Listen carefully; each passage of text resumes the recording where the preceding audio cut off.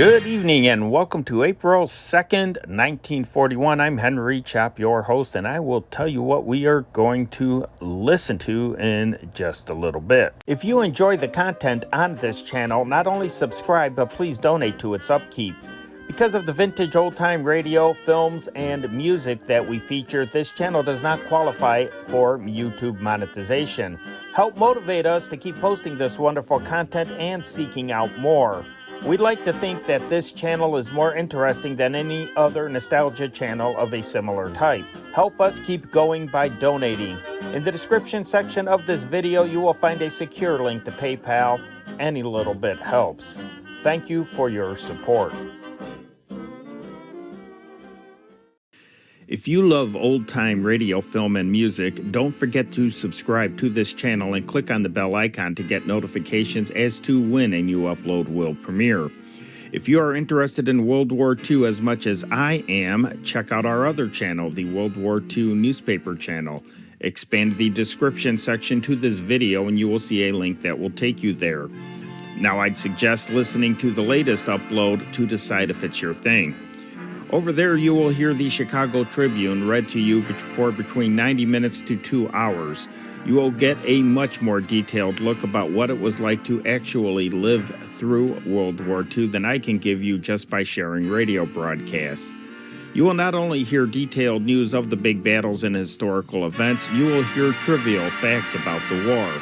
You will hear news from the United States home front from the early stages of U.S. mobilization and war protests to Pearl Harbor and the ramping up of the war machine to the final victories and reconversion. You will hear every facet of American life change forever. Before we get started, let me give you a quick reminder to check out our playlists. We have some interesting stuff in there. We have every single baseball all-star. Well, not every single. I'm missing a couple, mostly the late 40s, early 50s. But I'm missing a couple baseball all-star games. But we have the from 1933 doesn't exist. But we have from 1934 to 1944, all of those games. And then we have the 1948 game. And then we go into the 50s, I think 1955. All the way through the end of to last year. We have all the baseball all-star games, so you can see how players change through the years. And also, I'm a baseball fan, can't you tell? But also we have interviews with veterans from, these are compiled from other channels as well, but about 1,600 of them. I think you will find them interesting, and a lot of them are pretty lengthy, and I find them very compelling. They are a very good listen. I put them on while I'm at work if I don't feel like listening to old-time radio or music. You really don't need to watch them unless they're showing pictures or whatever, but for the most part, I'll just listen to them while I am at work, and they make the time go by. Their stories are very, very wild. They're very interesting, and it's hard to believe these 19, 20-year-old kids were able to do some of this stuff that they were able to do. It's just, because I was just a young punk when I was that age. But I'll usually hit shuffle and give those a listen. It's some great stuff. All right, let me tell you what we are going to listen to tonight. We have the Lone Ranger. We're going to start things off with Buyers Beware. That aired at 4:30 in the afternoon in Chicago over Mutual. Then we have the syndicated show The Adventures of Frank Ferrell, a serial, another isolated episode of that. Then we have The Adventures of Superman, Mandrake the Magician. Then we're going to move on to the primetime hours with the Texaco Star Theater starring Fred Allen, and It's Time to Smile. We have both versions of the Texaco Star Theater, the East and West, and Eddie Cantor is going to be sandwiched in between. And like last night on the Bob Hope Show, you will hear that Fred Allen referring to the shift in the radio frequencies. That's a big part of his monologue, by the way. So without any further yakking from me, let's listen to some radio. Let's turn on this old tube radio. That's our time machine, and listen to some of this great stuff.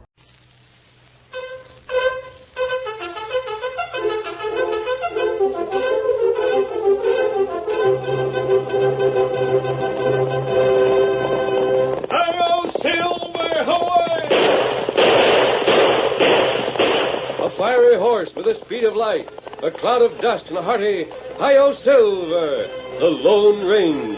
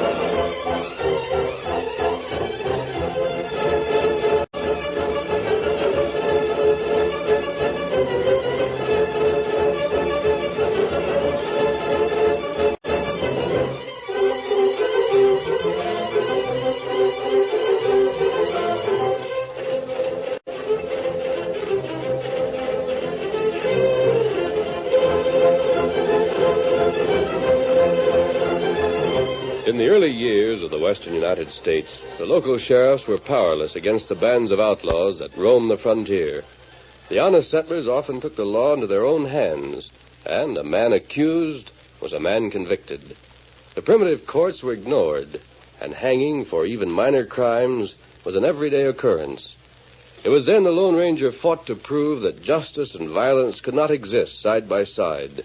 It was the force of his example, his strength and courage, that held the pioneers true to the American ideal and finally made possible the winning of the West. Return with us now to those thrilling days of yesteryear. From out of the past come the thundering hoofbeats of the great horse Silver. The Lone Ranger rides again. Come on, Silver! We're heading for the valley. It's going to be trouble. Hi-yo, Silver, away!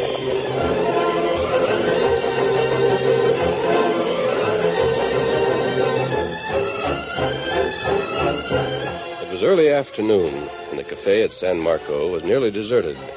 The bartender dozed behind the bar, and two cowboys sat at one of the tables. The first, a tall, lanky Texan, studied an empty glass. The other, smaller than his companion, olive-skinned and dark-haired, gazed out at the sun-baked empty street. Oh, he's hot. I've just been waiting for somebody to tell me about that. I didn't figure it could be below zero, but I've been wondering if it was hot enough to really call hot. Yes, senor. It is hot enough. You can go back to sleep now. Had me worried. Somehow I do not think you are funny one little bit. I don't suppose we can afford to buy another drink. You still try to be funny. How much further before we get to the railroad camp? 100 miles. We will stay here until it is dark and then ride again. Pedro, you want to work in the railroad? Do I want to? It is not that I like to work at all. Me neither. It is that now and then, just enough to keep in practice, I like to eat. Yeah. Well, I ask you, is there any ranch you would take on men in the middle of the summer? They all have full crew. There is not even place for Pedro Martinez de Salvador y Roniega. Yeah, that goes for Pete Lacey, too, I guess. So? Oh, we work on the railroad, Pedro. I don't get your Spanish blood in an uproar. I tell you what. What? I try for to get another drink. On credit. Now you're talking, son. Hitch up your belt, and remember that your great-grandpappy was a conquistador. Well, it is so. Do not laugh. I'm not laughing. After taking a look at that barkeep, I only wish your grandpappy was here to back you up. Well, I go. I hope you can talk yourself into it. See, I go now. What the? Senor, I would like 2 more drinks. All right, put up your gun. You don't have to tear the place down. On credit. What's that? On credit. I want 2 drinks on credit. And you woke me up for that? I am Pedro Martinez de Salvador y Roniega. I don't care for General Grant. I will pay you soon. My word, it is good. Now, listen, cowboy. I don't know you. I never saw you before in my life. I tell you, I am don't Pedro care what you tell me. I'm not the regular barkeep, and I can't give you any credit. Here's the boss now. If you want to argue, you can argue with him. All right, Joe. I'll take over. I'll meet you at the cabin. When? As as soon as Si gets here. Good. This hombre wants a drink on credit. I'll see you later. About sundown. Well, senor, Forget about it, Pedro. You two traveling together? Yep. Where are you heading? to the railroad camp. We are going to work in crew. When we get our first pay, we will send you money. No need for that. The house can afford a drink. Oh, gracias. Sure are thirsty, mister. Are you dead set on working for the railroad? Your health, senor. It is the only kind of a job we could get. You don't know of a ranch around here that would hire us, do you? He is Pete Lacey, the best bronco buster in the state of Texas. And this is Pedro Martinez, a top hand if there ever was one. Do not forget my lariat. He can rope a jackrabbit with a 60-foot line. Not only one hindfoot, senors, both hindfoot. Well, as a matter of fact, I may be going into the ranching business myself. So? I'd like to buy some land here in the valley. Got it all picked up. When you get around to it, you can send us word at the camp. Now, wait. I've been having some trouble with the men who own the land I want. If I was to try to buy it myself, they'd hold me up. I wonder if you two would act as my agent. Si, senor. When you deliver the deeds to me, I'd give you $100 apiece and a job to boot. You've hired somebody, mister. The name is Fraser. Now, I want my part in this kept quiet, you understand. You'll keep away from the cafe till you get the deeds. What will we use for money, senor? I'll give you all you need right now. You will trust us with it? I can afford to. My men will see that you don't leave the valley. You don't have to worry about us, Fraser. We won't try any double cross. No, senor. You have the word of Pedro Martinez. Yeah. But this land you got picked out, can you tell us where it is so we won't make any mistake? I got a paper and pencil here. I'll draw you a map. You won't have any trouble. Now, this is the valley. The river runs smack through the middle of it. Now, here's the Circle Bar, the Lazy D, and the Bar N. They cover many miles. Which one you want? I want a part of all three. I notice that most of their land is north of the river, but each of them got a strip on the south shore. Yeah? It's those three sections I want. I'll pay $5,000 apiece for them. You give us $15,000? I got it here in the safe. I'll give it to you right now. Pete, you feel like millionaire for a little while. Oh, it's a lot of money. But I've been thinking, Fraser. What? Pedro and me ain't as purty as we might be. Those ranchers are going to ask questions. What do you mean? They'll wonder how we got so much. They might decide we were outlaws. Oh, that's taken care of easy enough. Now, here's the $15,000. And here's an advance on your 100. 50 apiece. You can buy yourselves new outfits before you start making your calls. Yippee! Just look at those boots, Fraser. Got cracks in them like the Grand Canyon. We'll get ourselves all decked out this afternoon. This all happened so fast, it is almost too good to be true. We'll start rounding up those deeds for you tomorrow morning, Fraser. You'll start tonight. Huh? I can't tell you why, but I want to own that land by tomorrow night. There's no time to wait. You will. You have the world of faith. Yeah, don't worry, Fraser. Whatever your reasons are, they're good enough for us. Yeah. I guess you boys will come through for me all right. You're strangers. You come from the west. You shouldn't have any trouble. But if you do, just remember that I never saw you before in my life.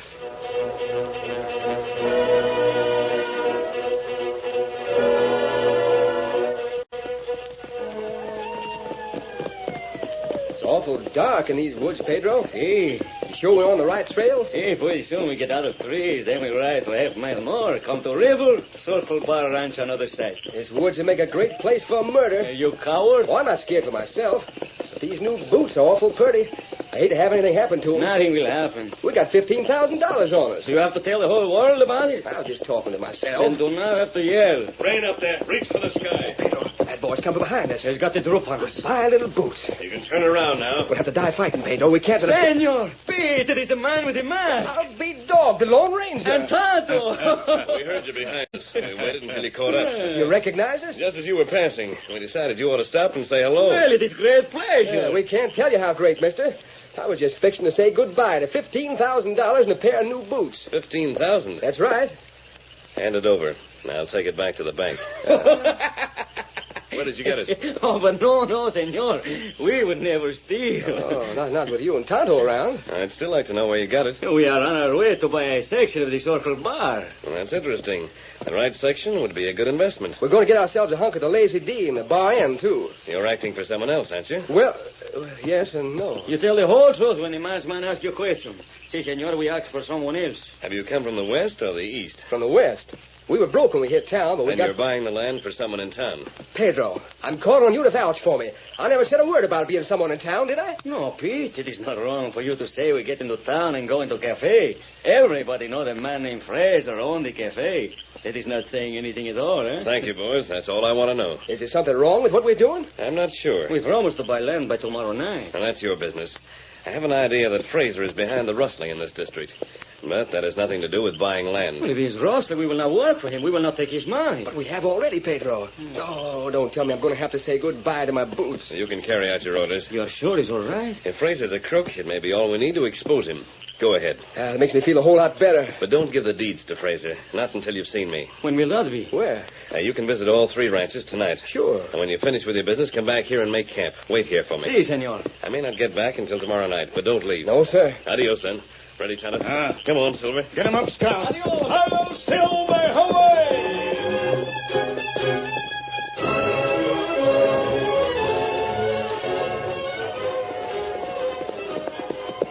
We're riding to the fork. What you think? And we know that Brian left the railroad camp 3 days ago. He should have reached here by yesterday at the very latest. Not right. He passed through Bennett City a day ahead of us. That's what man in store tell Tonto. And between Bennett City and here, there's only one place on the trail he could have gone wrong. He may have turned to the right instead of the left. He'll find out very soon. Yes, Tonto. But where does that trail to the right lead? He may have found out too late. Maybe so. And there it is up ahead. Come on, Silver. Get him up, Scout.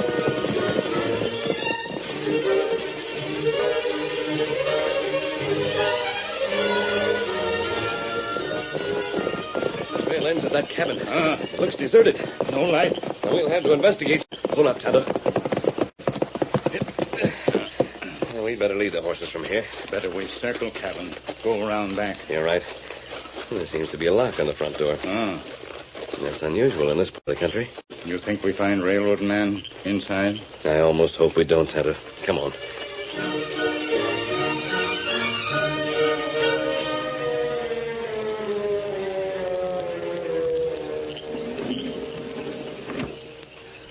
There. I'm going to climb through the window, Tonto. You better stay outside. No one out here. Tonto come with you. All right. Wait. Someone over in that corner. A lamp on table. Light it. Bound and gagged. Here, lamp. It's Brian. Masked man and an engine. Are you outlaws, too? No, Brian. How do you know my name? There isn't much about the railroad we don't know. But who tied you up this way? There were a half a dozen of them. One called Fraser. That another explains everything. I talked too much. They said they'd take me into San Marco in the morning. But when I told them why I wanted to get there, they tied me up. It wasn't hard to figure what they planned on doing. But what's the idea of the mask if you aren't an outlaw? Him, Lone Ranger. The Lone Ranger? Honest? No wonder you know about the railroad. I've heard the boss speak about you a lot. That's Silver. Put out the lamp, Tonto. Someone coming? There's the moon. And we should be able to see anyone on the trail. I don't hear any horses. There they are. They've stopped. The whole gang. I'm afraid they saw the light. They're a tough crew, mister. We'll be awful lucky if we get out of this alive. Get down.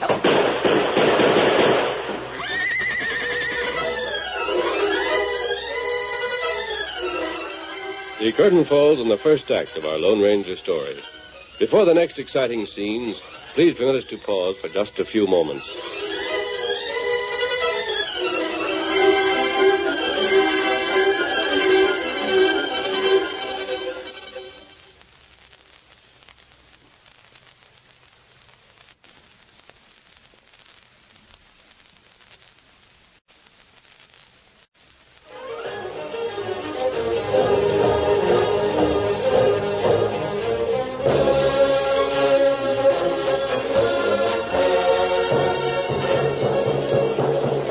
Now to continue our story. Fraser and his men, returning from San Marco, saw a light in the window of their cabin hideout. They had left their prisoner unguarded. They knew that Brian could not have freed himself. Fraser gave the order to open fire. Pour it into, man. I don't see any horses. I heard one around in back. We'll see that they don't escape that way. The rest of you men stay here.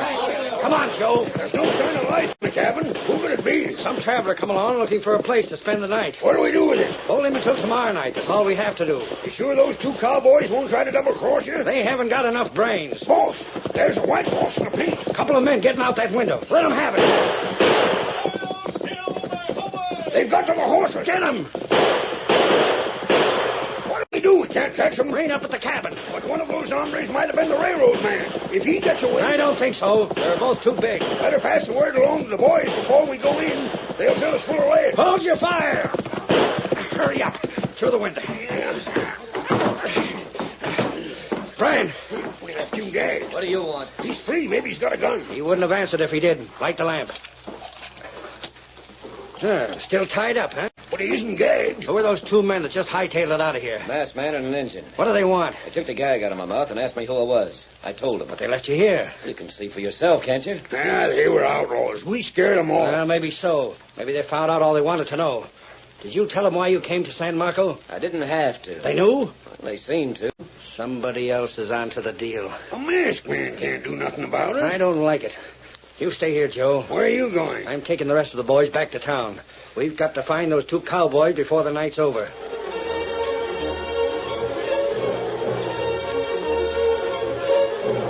Pete and Pedro had met with no difficulty in buying the land. A drought and the accepted fact that the new railroad would not pass through the valley made the ranchers willing and eager to sell. With the deeds in their pockets, the two cowboys returned to the spot where they had met the Lone Ranger. There, they unsaddled their horses and unrolled their blankets. For an hour, they waited beside the campfire. And then...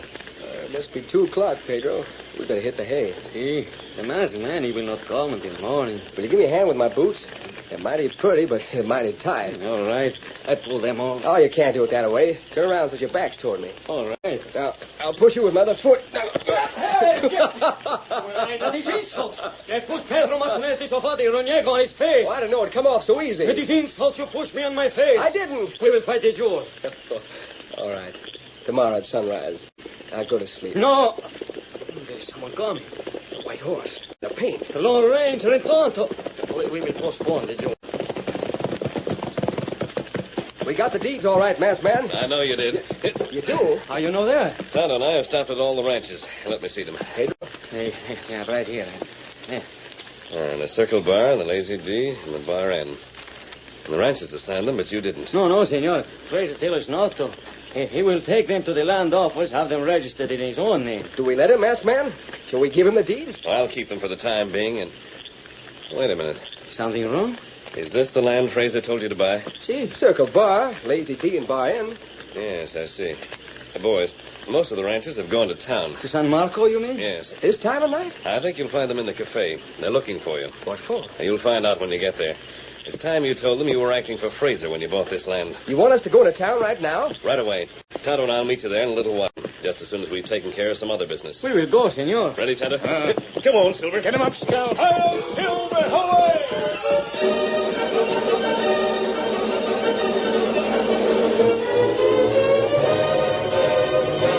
Fraser's search for Pete and Pedro had been unsuccessful. It was shortly after he had led his men back to the cafe that a hard-riding band of ranchers and cowboys raced into town. Their horses thundered to a stop in front of the cafe, and the angry murmur of their voices could be heard inside. That sounds like a mob coming this way. They got nothing on us, though. Remember that. Fraser. What do you want, Jeff? We want justice, that's what we want. We're looking for a couple of ornery sidewinders that cheated us out of our land. I don't know what you're talking about. They call themselves Pete and Pedro. One of them is a big yellow-haired Texan, the other's short and dark. I never saw them. We'll get them. What do you mean they cheated you out of your land? They bought a section apiece from us. Well, there's no law against that. We didn't know the railroad had changed its plans and was coming through the valley. The railroad would give us 3 times what those hombres gave us. They cheated us. You sure about the railroad? The masked man and an engine told us. He comes straight from headquarters. What's going on up there? We got him! Let's roll out! Send him along in here. You take your hands off of me. What's the idea, pal? What's the uproar about? We got the money he gave us right here. Hand over those deeds. Now, you wait, senor. We have a message for you. What message? It was not for ourselves that we buy your land. No. Fraser hired us to do it. That's a lie. You give us $15,000. I don't believe them. They see they're in trouble and they're trying to get out of it. I wouldn't put it past you, Fraser. Always figured you and your men have been rustling our cattle. You've got no proof of that, and I never saw these two before in my life. I use your brains, Jeff. If I gave them $15,000, would I deny it? You might to save your neck. We mean business, cowboy. Hand over them deeds. We do not have them. You see this rope? We aim to use it if you don't hand them over pronto. Pedro's telling you the truth. We haven't got the deeds. Where are they? Right now, we do not know. Maybe you'll change your mind when you feel a rope around your neck. Just wait a while, Jeff. We're not waiting any longer. Tie their hands behind the back. Get them on the horses and ride them out of town. We're heading for the big cottonwood men.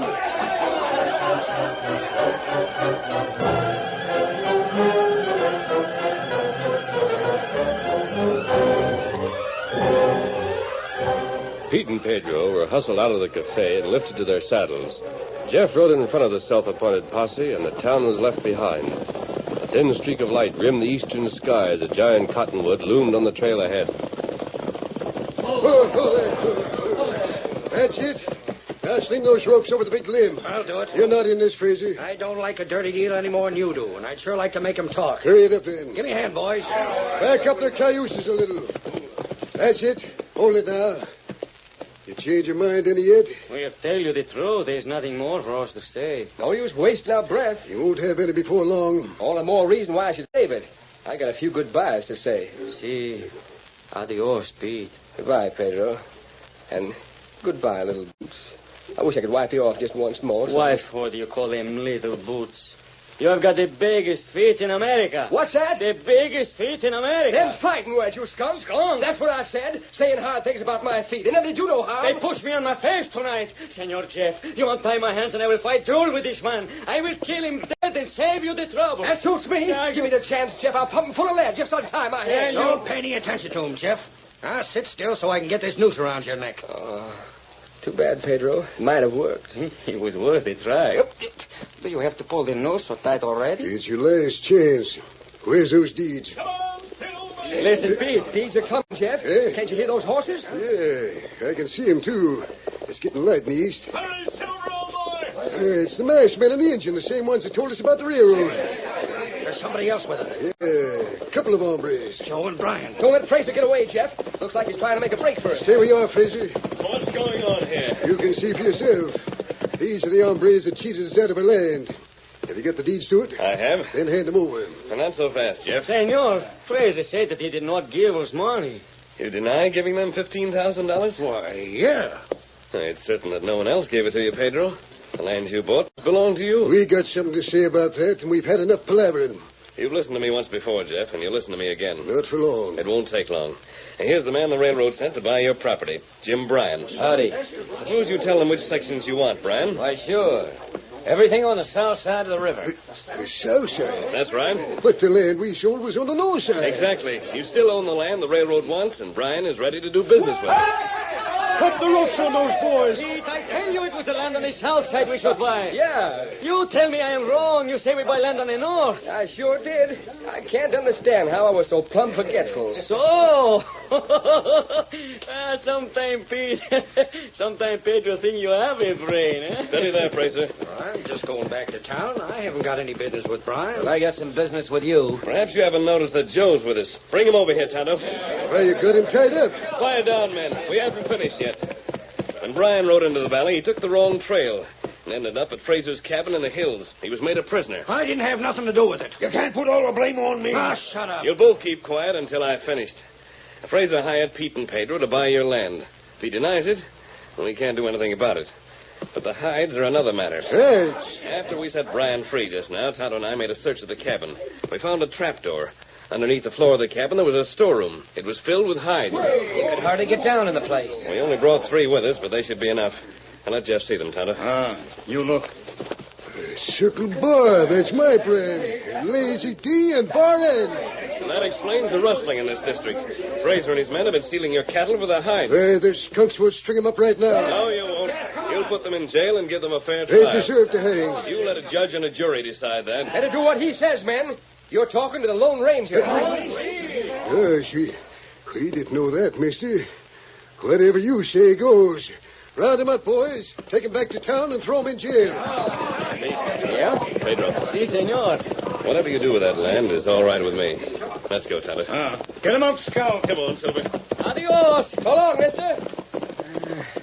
What do you mean, Pete? What do you want us to do? If we keep the land, be sort of dishonest.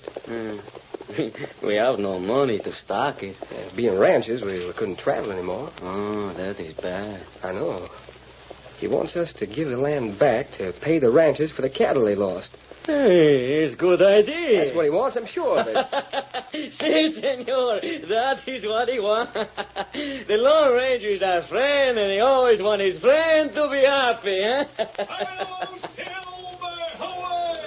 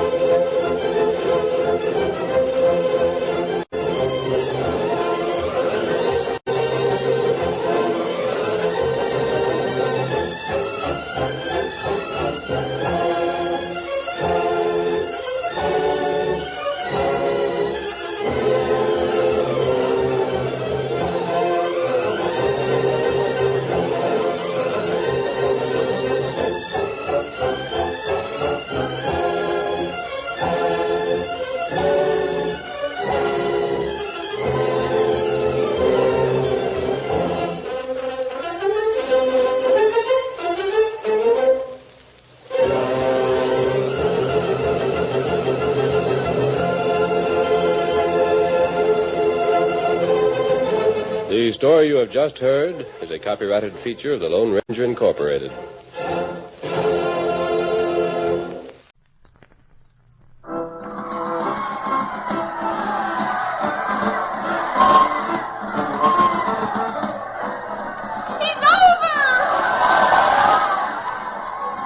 For sportsmanship, clean living, for thrills, follow the adventures of Frank Ferrell.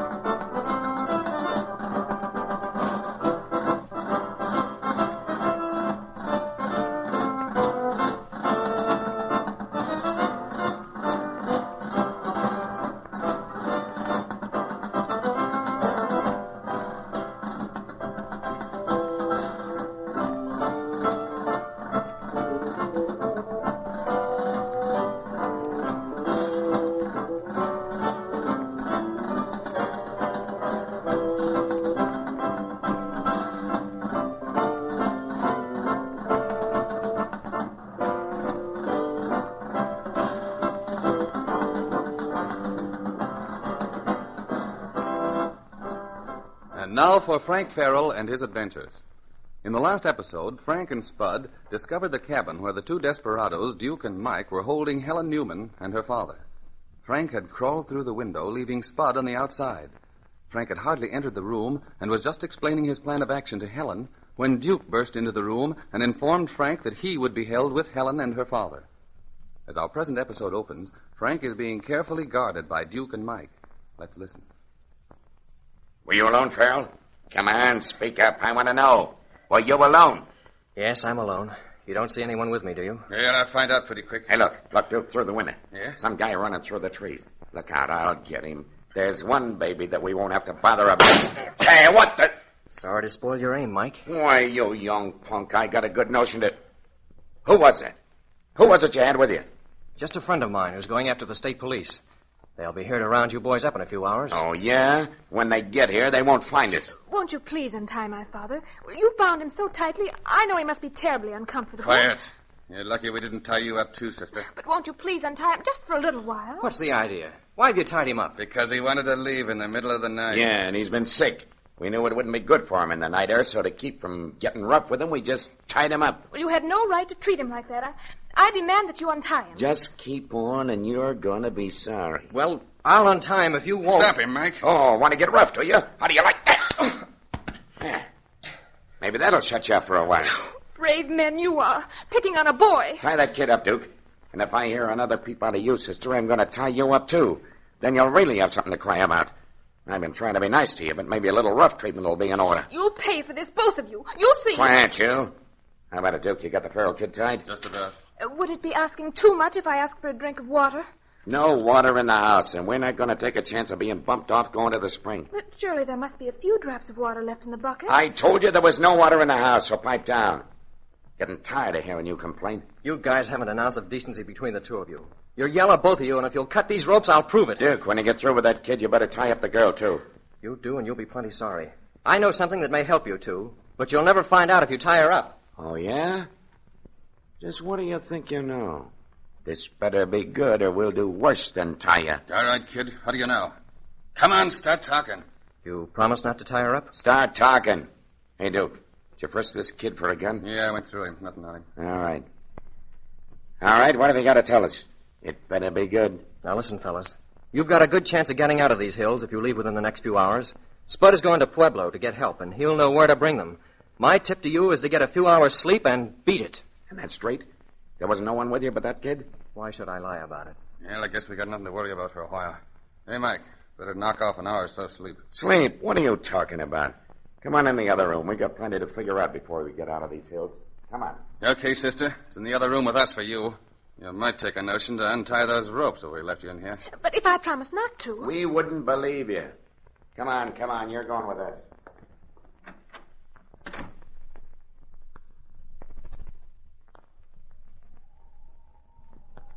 Well, I wonder if Frank and Spud have been back to the car since we left. It's hard to say. Do you want me to go back and find out? I may be able to pick up your trail again. No, I guess you better not, Jim. Now that we're on a good lead, we better stick to it. It'll be light soon, and we better keep going as long as we can. Well, I can't understand how in the world they could drive a car through this kind of stuff. Why, they couldn't get up much further than this. Look, boys, it's breaking day. My, this air is sure grand up here. It certainly is, old-timer. Say, Joe, look. Over to the left, there's the car. You mean the car they stole from you? Right you are, Mr. Beasley. Come on, Joe. Well, this is a piece of luck.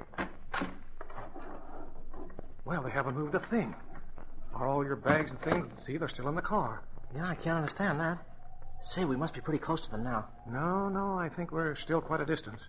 That proves that they're not hiding in the woods. They've got a shack someplace. There's quite a ways from here. They'd have carried this luggage along with them. Yeah, I guess that's right. Well, we're due for some action now. Won't be long. Well, let's get going, Jim. We found the car, but what we're really looking for is your sister and your father. Yes, and if possible, those two rats, Mike and Duke. Yes, I'd sure like to meet up with those two skunks again. I've got a rifle this time that can do a little talking for me. Say, that reminds me, Joe. Maybe they didn't know that Frank's gun was in his bag. Wait a second, I'll look. Boy, I hope it's still there. Might come in handy. Here's his bag. Let's see. Wonder where he keeps it. Find it, Jim? No, not yet. Gee, I hope they haven't taken it. No, they haven't. Here it is. Oh, swell. All right, let's be on our way. We're pretty well armed now. Unless I miss my guess, our chances are just as good as theirs. I'd say it's a 50-50 proposition. Now, Mr. Beasley, are you sure that you want to go with us? These fellas are good shots. Why don't you stay here and take care of the car? No, sir. I'm going right along with you boys. I'm still a pretty good shot. And unless I've got something to say to these bandits that they'll never forget. All right, old-timer. But as long as you're raring to go, let's get started. That suits me. The sooner the better. Say, wait a minute. Jim, look over there to the right. Someone running through those trees. What do you mean, Joe? See? There he goes. Say, that's Spud. Come on, Joe, let's take out after him. Oh, Spud. Spud! Now, you take it easy, old-timer. We'll be back for you. But we've got to catch that boy. Spud! Spud! Hiya, Jim. Oh, boy, come here, quick. Gee, I'm glad to see you. Where you been, Spud? Boy, ask me where I haven't been. Where's Joe? He's coming. Oh, yeah, I see him. Come on, Joe, hurry up.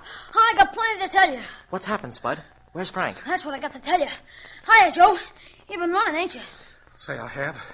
Where have you been, Spud? Where's Frank? Oh, boy, this is bad. What I got to tell you. Mike and Duke got him. What? Yeah, we found your father and Helen in the cabin, and Frank went through the window to rescue them.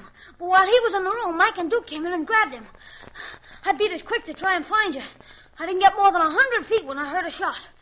I don't know if they shot Frank or me. I'm feeling pretty good, though. In a shack, are they, Spud? Yeah, in a log cabin. All right, Spud. Now, you lead the way, and let's get going on the run. Okay.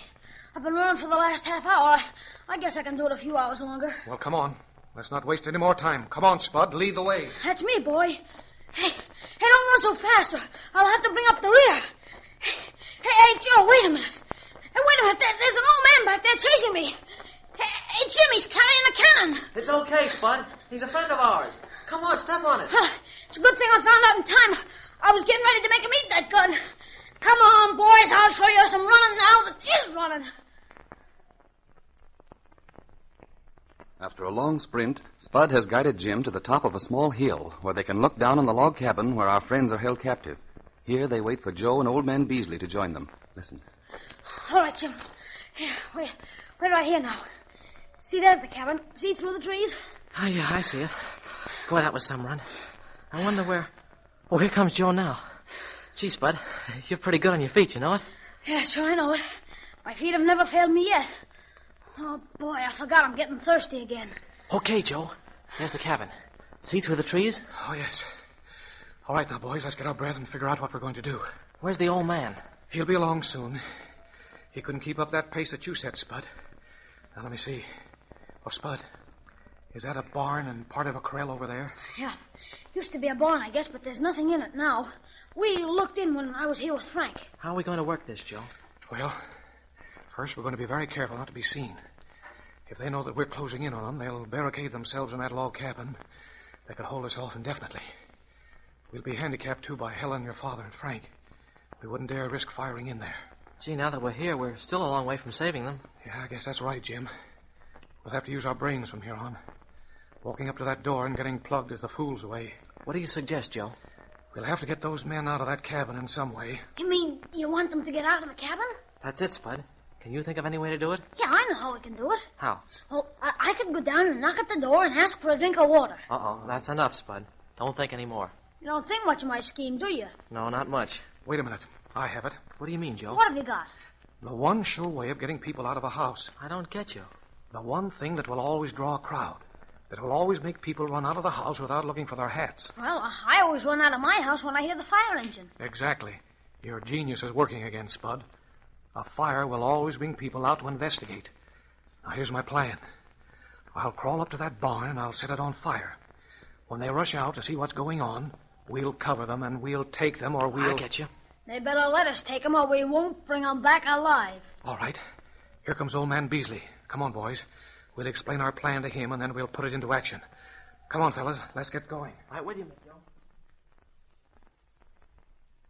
Boys, won't you please let me go to the spring and get some water? I'm thirsty. I know my father and Frank are, too. Quit worrying about those guys in there. Wait a while and Duke will get some water. Are you going to allow us to leave this morning? I don't know what you're going to leave in. Why, in the car, of course. Oh, no. Me and Duke are going to use that car. Hey, Mike. Huh? I smell smoke. Yeah. Yeah, so do I. Can't be the house. No. Hey, look. Look through the window. Yeah? It's the old barn. Say, how do you suppose that happened to... I don't know. Come on. Let's try and put it out. Okay. Boy, she's going up in a hurry. I'll say. Can't imagine what started that thing burning. All right, throw him up. Don't reach. Well, you... Oh, my hand. He got... Hold us. You got us. My hands are up. Good shot, old-timer. Thanks a lot. Hello, Duke. Too bad you didn't stick to the racetrack. Not as much money, but safer than robbing banks and shooting people. Okay, Joe. Where'd they get you, Mike? The wrist. It's too bad it wasn't your head, you dog killer, you. Look, Helen's standing in the doorway. Hi, sis. I'll go to the cabin, Joe, and find out what's happened. All right, Jim. You and Spud get in there now and do your stuff. Well, Mike, Duke, I guess your little party is over. There are a lot of people waiting to see you, boys. So from now on, you're going to be our prisoners. Come on, step on it. We're going to town and put you where you belong. Come on, get going. At last, Mike and Duke have been captured, and our friends can continue on their journey. Frank and his pals have won out because they always play fair and square. They know their way pays dividends, but crime never pays.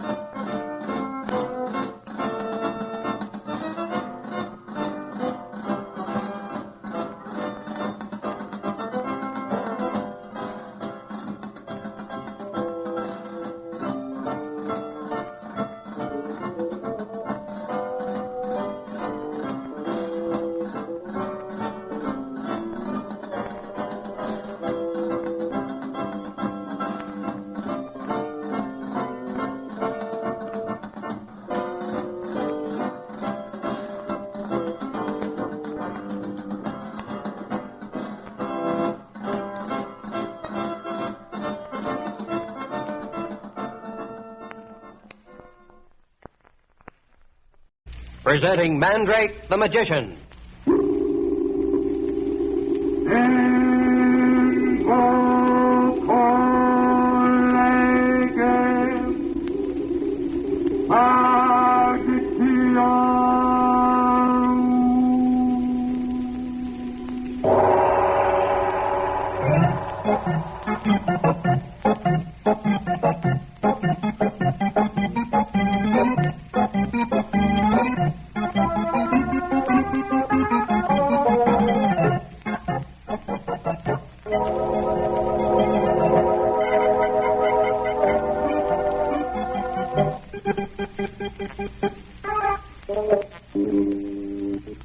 Closing a chapter of exciting adventure in which an enemy submarine that had been destroying United States shipping is sunk, Mandrake finds himself in possession of a small red Morocco book, a vital clue to widespread sabotage. Now, with Lothar at the wheel of the dead gangster Barracuda's car, Mandrake and Tommy Turk are headed from the scene of their recent adventures toward the small town just a few miles inland. Where you want Lothar drive first when we reach town, Master? The hotel, Lothar. Nada will have arrived ahead of us in the plane. I'll notify the sheriff first to pick up Dorfman's body at Shore Point. And then we'll hold a council of war on our next move.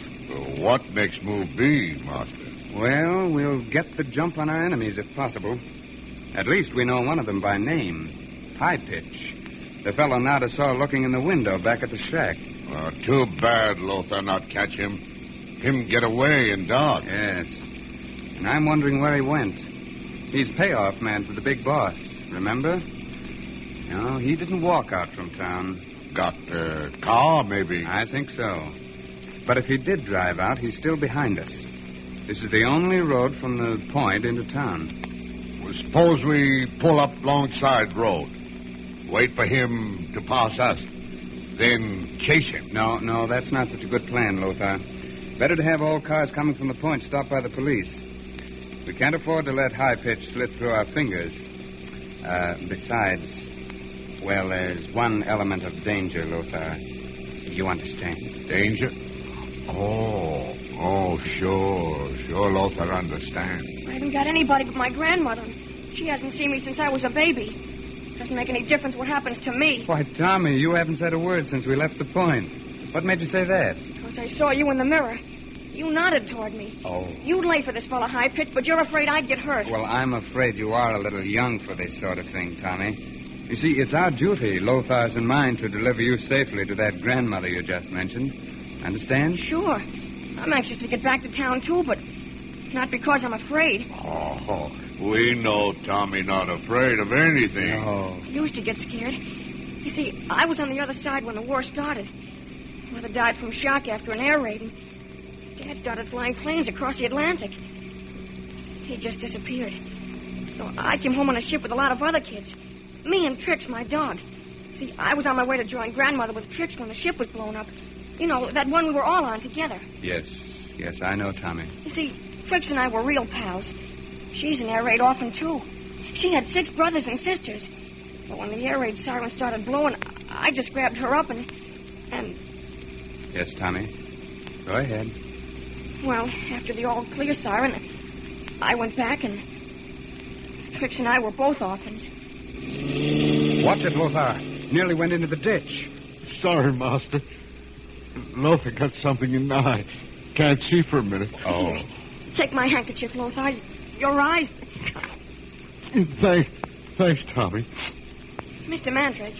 Yes, Tommy? Mr. Mandrake, you won't send me to Grandmother's until I've had a chance to look for Trix. She might have been saved, and she won't take anything to eat from anybody but me. I gotta try to find her. We won't leave a stone unturned in our efforts to find Trix, Tommy. And I'll take the responsibility of squaring you with Grandmother. Oh, gosh, that's swell. I was afraid when I got to town, Grandmother might be there and wouldn't understand about Trix. Car behind us, Lothar. Hear that motor? Lothar here, Master. I can't see any headlights behind us. You will when she rounds that bend we just passed. There she is now. Ah, a heavy van. She's got lights strung all over her. Lothar try to keep ahead of her, Master? No, I don't think you can in this old jalopy. Say, that fellow's coming as though he was going someplace. That's an empty van from the way she's swaying. Gosh, look at that fella come. We'll never catch him after he passes us. I'm not so sure he intends to pass us. Do you think him stop, Master? At that speed, no. Slow down, Lothar. Give him plenty of room. Yes, Master. He's not slowing down. Open your car door, Lothar. Yes, Master. Open the door on your side, Tommy. Yes, sir. Hey, him right on our tail, Master. He's coming right at us. I thought I knew what he was after. He's going to drive right through us. Jump, Tommy. Jump, Lothar.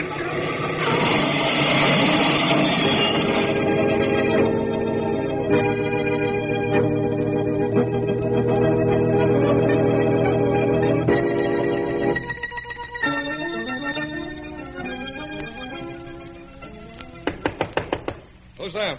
High Pitch. Open up, Slade. 1 minute. Come in, High Pitch. Right. Now, what in blazes did you come here for? Oh, I see you're packing. Of course I'm packing. I'm leaving. Yeah? Thought you were on your way out of here with your truck. My truck's in the garage. I got a bad dent in the front fender. I hit something. Want me to report your reckless driving to the chief? Who said I was reckless? I hit it on purpose. Look here, High Pitch. I haven't got time to waste on you. Unpack. You're not leaving, Slade. I'm not taking orders from you either. Okay. It's your funeral. You never would listen. Wait a minute. Well?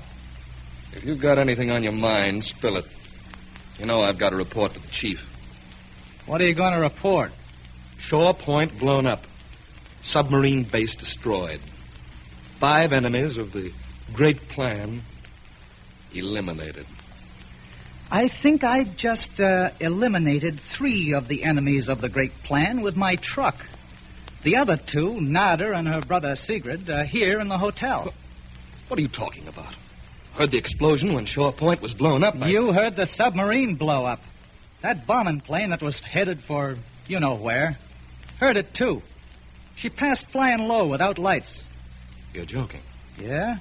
Swell joke on Captain Hicks, Alex Jefferson, and the crew of the sub. They went up like they was tied to a skyrocket.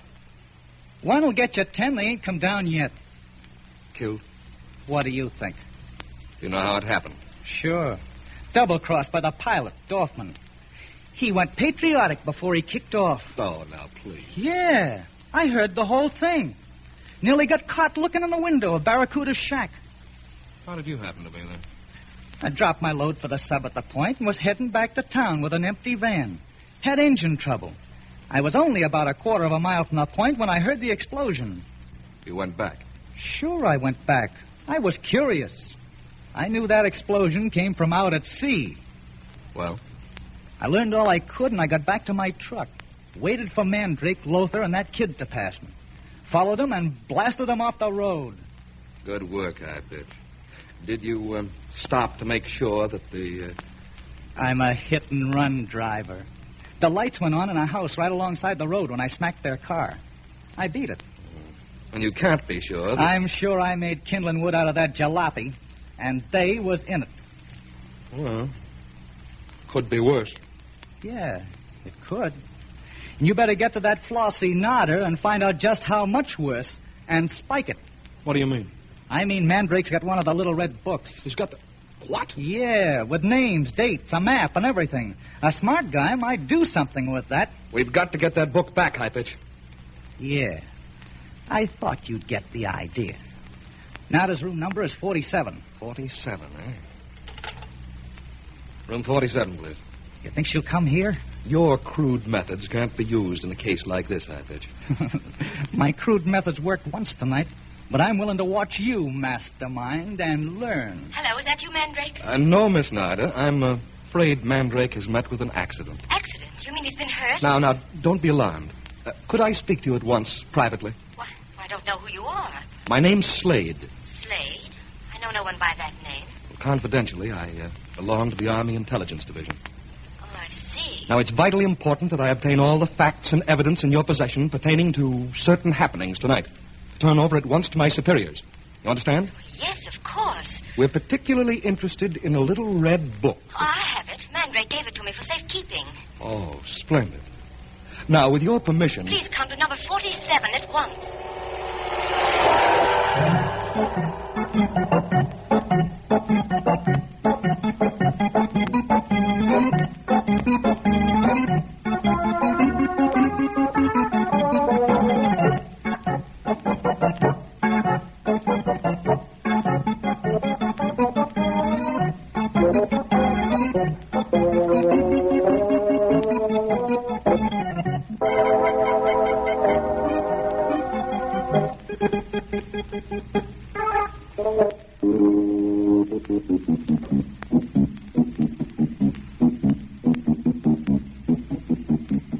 Have Mandrake, Lothar, and Tommy been seriously injured? Will Narda fall into the trap being prepared for her? Be sure to listen next Wednesday at the same time to Mandrake the Magician.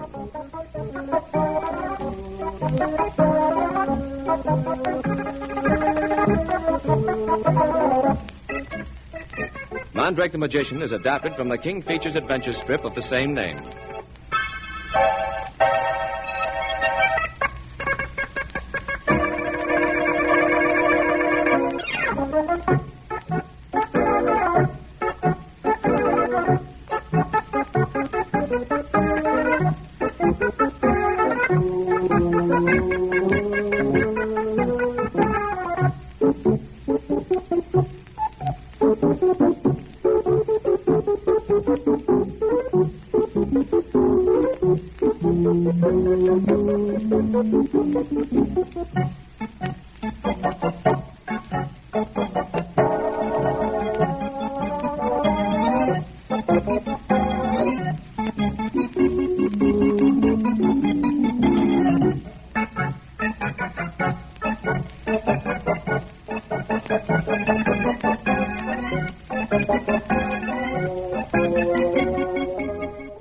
Presenting the transcription feature, Superman.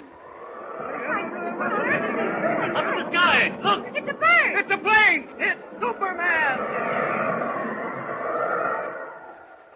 And now, Superman, strange visitor from the planet Krypton, who came to Earth with powers and abilities far beyond those of mortal men, and who, disguised as Clark Kent, star reporter for a great metropolitan newspaper, fights a never-ending battle against crime and injustice. The Clara M., last of the old clipper ships, with Clark Kent and Jimmy Olsen aboard, pushes her way southward to Panama through a swirling wall of fog. Strange and mysterious things are happening aboard the Clara M, for once again the Whistler, legendary sailor lost overboard many years ago, has been heard prowling about the decks of the old vessel. As our last episode ended, Jimmy, leaving Clark Kent to pursue his investigation on deck, went below to his cabin to get a flashlight. As he rummaged in a drawer for the flashlight, he heard... But wait. Listen. That's funny. The flashlight was right here in this top drawer. I'm sure What? Holy mackerel. Now what have I got into? Gosh, what'll I do? I better light the oil lamp. There, that's better. Huh. No one in the cabin, but I still hear... Gosh. Sounds like a lost soul or something. Where's it coming from? Seems to be coming from that wall, from inside the wall. There's no door there or anything. There's someone or something inside that wall. If whatever it is could get in, it can get out. Come out, whoever you are, come out. Come on out, I said. The moaning has stopped. Whatever was moaning must still be inside that wall. Maybe I better try a little trick. Come out or I'll shoot. You heard me. I've got a gun and I'll use it. Okay, you asked for it. Don't shoot. Don't shoot. What the... Oh, mackerel, a kid. Say, who are you and how'd you get inside that wall? That sliding panel. Ain't you got eyes? I've been living inside there since this rotten ship left port. And I ain't no kid. I'm 14. Oh. What's the matter with you? What are you all doubled up like that Can't for? you do nothing but ask questions? Can't you? Oh, I see. You're the one who stole the roast chicken. You're the whistler. Oh, my stomach. Gobbled the chicken up too fast and got indigestion, didn't you? What's killing me? Can't you do something? Oh, maybe I can. There's a medicine chest in this cabin, and I think I saw some bicarbonate of soda. Wait a minute. Yeah, here it is, all right. What'll it do? Kill your pain, I hope. Oh. So you're the one that's been causing us all the trouble. You're the whistling stove. Oh. Here, drink this down. What's it taste like? Never mind that. Drink it down, every drop of it. Come on. Okay, you don't gotta rush me. Oh, that stuff tastes awful. Finish it. Give me a chance. Yeah, that's right. Oh. You'll feel better in a minute. What's your name? What's it to you? Now, look, fella, you're not going to get anywhere acting tough. I'll act the way I like. You've caused us enough trouble. Whistling in the darkness and scaring the sailors out of their wits. Why did you do it? That's my business, pal. I think it'll be the captain's business, too. Mr. Kent's. Come on. You're going up on deck with me. Oh, yeah? I ain't feeling so good, and maybe I still got pains in my stomach. But I still got enough left in me to hand you one on the bazooka. I'm not going nowhere with you. That's what you think. Come on. Stay away from me or I'll let you... You'll what? Just this. Oh, hey, let go my little finger. What you doing? Oh! Just a little jiu-jitsu trick Mr. Kent taught me. Now, are you going to come quietly or do I have to force you? I'll come quiet. Oh. Wise guy, huh? You see, I can't even stand up straight, and I got a stomachache. You get tough. Makes you feel like a big shot, don't it? Stop whining and come on. We're going up on deck. Sure. We're going on deck. But we ain't going to get up. Ooh, found that off your chin, big shot. You took me off guard. Hey, come back here. Go jumping away. Come back here. You can't get away. You're bound to get caught. Come back here, I said. There. Take your hands off me, you. Until you see Mr. Kent. He's on deck here somewhere. Probably at the other end of the ship. Now, come on. Listen, you, maybe you think you're tough because you got me with that jiu-jitsu business once. I can handle 5 guys like you. Now, go on, see it. You can't get away, so you might just as well come along quiet. I've had all I want out of you. Oh. Did you see that one coming in the fog? So you want to fight, eh? Yeah. All right, I'll see if I... Come back here. Hey, you little... Hey, let go of my ear, you. I'm taking you to Mr. Kent if I have to take you on a stretcher. Say, you. You call that a punch? Try this one. Oh, not bad. How do you like that? There's more where that came from if you... Oh!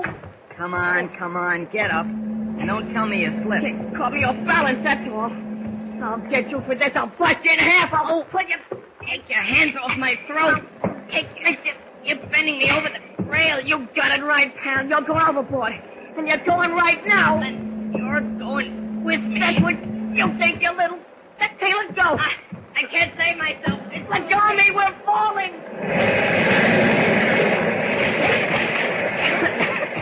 Where are you? All right. Right here.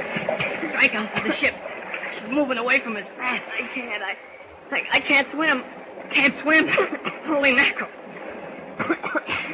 Oh, it's all right now. I got you. Just take it easy. We're going to drown. We're not going to drown.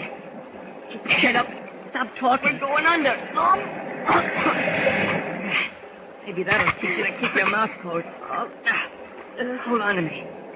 Put your hands on my shoulders. I'm going to try to make the ship. Hold on. Our only chance, kid. Hold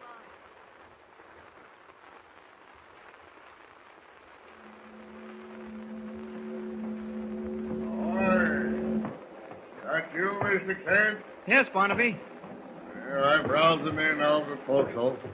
They're searching the ship for the Whistler again, and they'll find him this time, you may lay to that. What were you doing just standing here? Why, I told Jimmy I'd meet him here at the forward companionway. He went down to his cabin to get a flashlight. Flashlight won't do much good in this fog. It's getting thicker. It's better than matches. Mayhap. Didn't see no sign of the Whistler, eh? No, not a sign of him. I can't imagine what's behind all this, Barnaby. No more can I. But we'll find out when we lay our hands on him. And that won't be long from now, I'm thinking. A good thing, too. You mean the crew? Aye. The Whistler was the reason behind that mutiny we had a couple of days ago. The men are scared, Mr. Kent. They're calling the Clara M a haunted ship. If we can lay our hands on the Whistler, why, we can prove to Wait them... a minute. What? Shh, quiet. Thought I heard someone running along the deck up forward. Huh? I didn't hear nothing. Fog is a peculiar thing, you know. Sometimes make you think you're hearing things. Wait. Don't you hear... I can't be sure, but it sounds like voices. You're keen hearing if you can hear voices in this fog, Mr. Kent. I can't hear a thing. Well, all the same, we'd better get up forward. Come on. Yeah, right through here. Sounds as if there's a fight going on. Hard to tell, really. The Yeah, fog. you can't believe your ears in the fog. I'll lay to that. Well, I want to... Wait. Now what? Barnaby, I may be hearing things, but if that wasn't a splash, as if someone had fallen overboard... Come on. See anything up forward there? Well, not a thing. But if someone fell overboard, why... Ah, who'd be falling overboard, Mr. Kent? What I mean is, if someone, one of your men, had caught up with the Whistler, and there'd been a fight... Read your canvas, Mr. Kent. You're imagining things. No one knows a fog like an old sailor such as myself. And I'm telling you, it's been playing tricks with your ears. I dare say you're right. We'd best keep looking for the Whistler. You come along, sir. The men may have found it by this time. Hey, what are you looking all through the fog for? Nothing. Only I've got a feeling that... Oh, never mind. Probably just imagining things, as you said. Come on, Barnaby. Let's keep looking for the Whistler.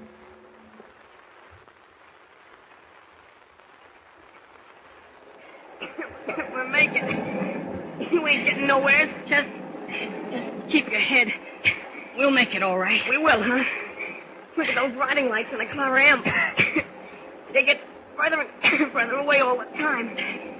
Look, the fog's closing in around here. Take it easy. Be quiet. I won't. Look, we can't see the lights no more.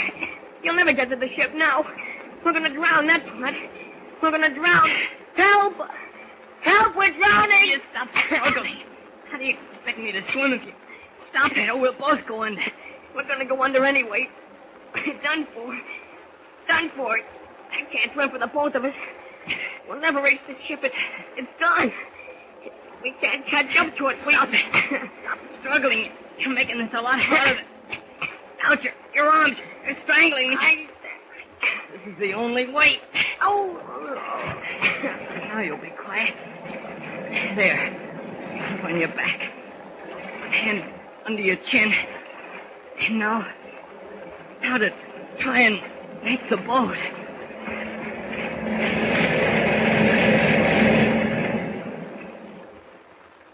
Will Jimmy succeed in reaching the Clara M? And will he manage to save the unknown boy stowaway? Be sure to hear the next thrilling episode of our story with Superman. Tune in the next thrilling installment of the transcription feature, Superman. Up in the sky. Look. It's a bird. It's a plane. It's Superman. Superman is a copyrighted feature appearing in Action Comics magazine.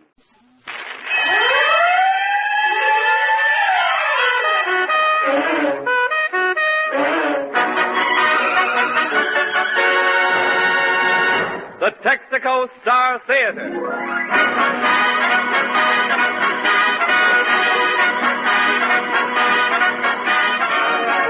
The more than 45,000 Texaco dealers from coast to coast welcome you to an hour of mirth and melody.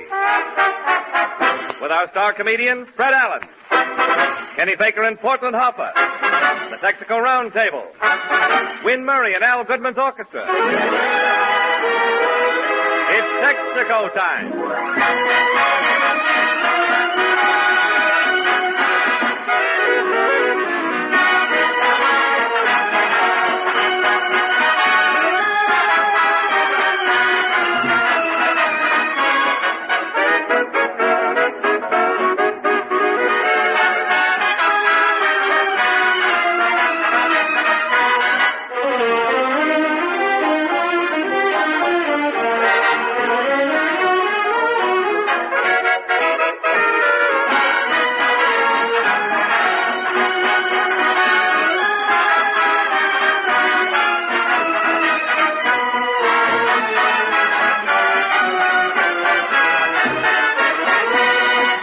Good evening, ladies and gentlemen. Once again, it is my pleasure hurry up, Jimmy. to introduce that happy harlequin, Let's go, that Jimmy. tycoon of titillation, Step on it, that Jimmy. magnificent berrymaker. Come on, Jimmy, that's plenty. All right. Here he is, Fred Allen in person.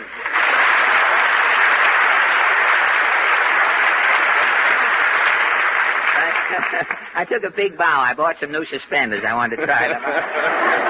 Thank you, and good evening, ladies and gentlemen. Say, Fred, what's the rush? I had a swell introduction. Well, we can't waste any time tonight, Jimmy. We've got to get the program started before they change the wavelength on us again. We've got to keep... What wavelength? Well, don't you know that last Saturday, 802 radio stations in this country changed their wavelength? Oh, no, I didn't know. Well, a lot of people didn't know. Radio has been a composite mess, Jimmy. Wavelengths today are all mixed up. Why, the other night, Mr. Fadiman asked that other man, Mr. Oscar Levant, a question on information, please. You ought to starch yourself. I mean, because a little starch in your bathwater and you won't wobble so much when you're up here at the microphone. But wavelengths are all mixed up. Mr. Fadiman asked Oscar Levant a question on information, please, and a hillbilly band on Major Bow's program answered that question. Why, one lady I know tuned in and got John Barrymore sitting in with the quiz kids. No kidding. Why, just before we went on the air tonight, a man rushed into the studio here yelling, "I'm the father of 19 children," unquote. Who was it? It was one man's family. They thought they were this program. So you see, Jimmy, we can't waste any more time. We have got to let people know that this is the Texaco Star Theater. Well, how can we, Fred? Well, all we have to do is turn to the latest news of the week. The Texaco News presents its highlight from the world of news. Chicago, Illinois. Judge Joseph Sabbath, who has spent 3 decades listening to divorce cases in the big cities of the world, singles out principal causes of marital strife.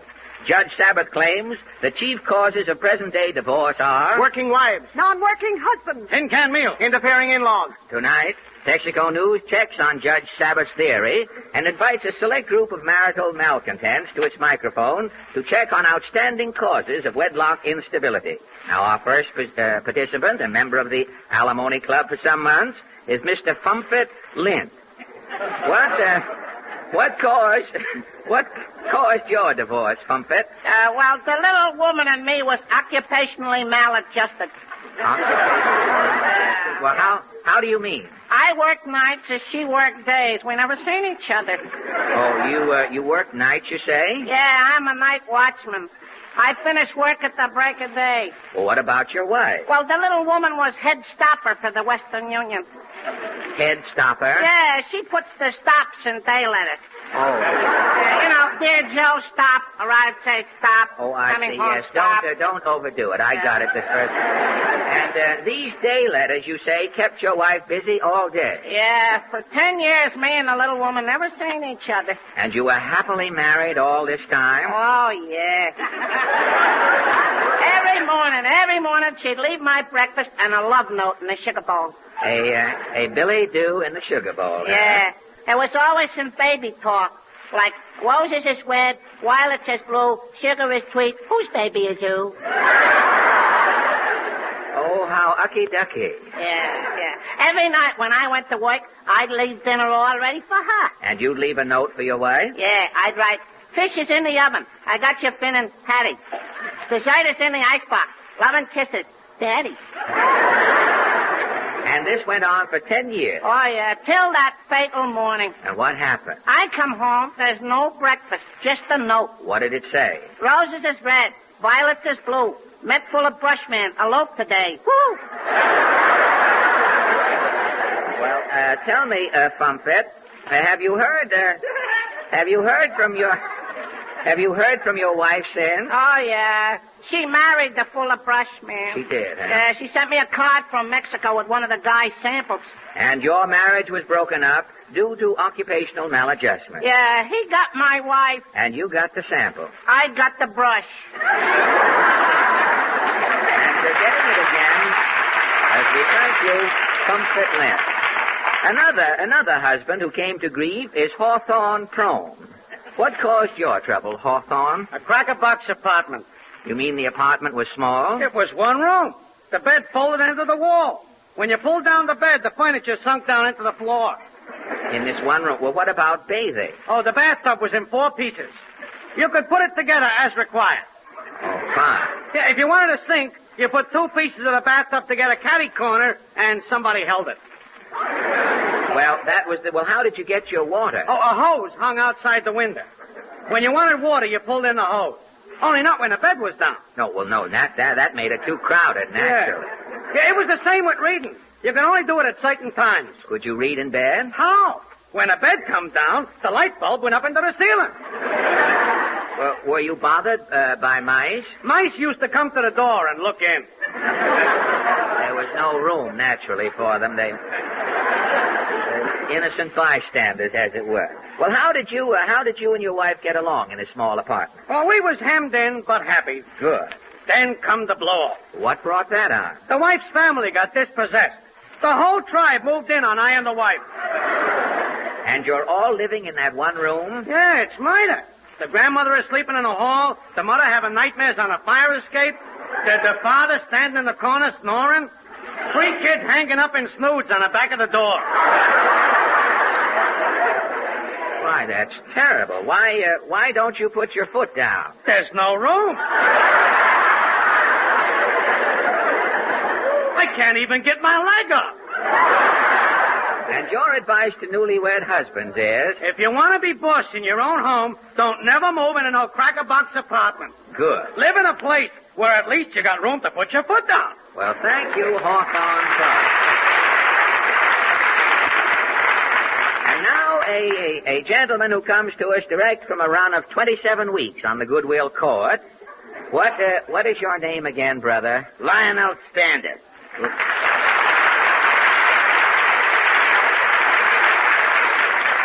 Lion L? Yeah, lion like in front of the public library, L like what ain't on 6th Avenue no more. Oh, Lion L. Stander, Lionel Stander. Lionel Stander. I finally got it. You want to run over it again? No, thanks. I think I've got it all right now. The way we was going, I thought one of us was subnormal. Now, no bragging, please. Now, what about your marital experience, Lionel? Well, it was a case of mutual frustration. Mutual frustration? Yeah. What sort of a girl did you marry? She was a school teacher. It gave her a complex. It did? You mean that after you were married, your wife still acted like a school teacher? Yeah, every night when I come home from work, I had to bring her an apple. One night I come home with elderberry wine on me breath. What did she do? She made me stay in and write Lionel as elderberry wine in his breath 200 times. Well, is that what split you up? That and gastronomic persecution. That's why you got a divorce. Yeah, my grounds was nocturnal vitamin incompatibility. Nocturnal vitamin incompatibility? The wife kept eating in bed nights. I couldn't get no sleep. Well, I don't see how. Well, we lived on the first floor in the apartment house. Yeah? At night, we'd leave the window open. The window up, I see. My wife would start eating sardines in bed. Sardines? Yeah, she liked herring, but she had a small mouth.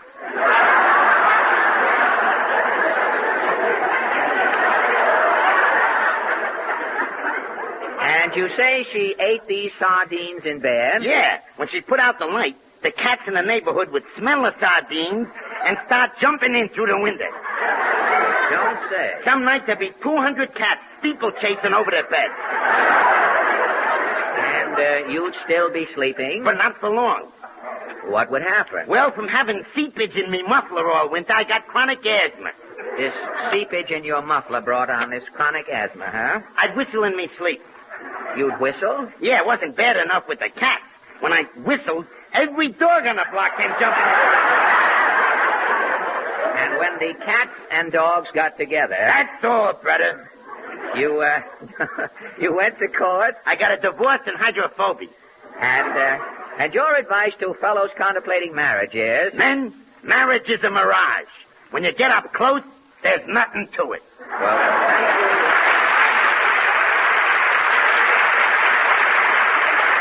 Thank you. And now, ladies and gentlemen, Kenny Baker brings our anti-marital fiesta to an arbitrary close by singing a love song, The Night We Met in Honolulu.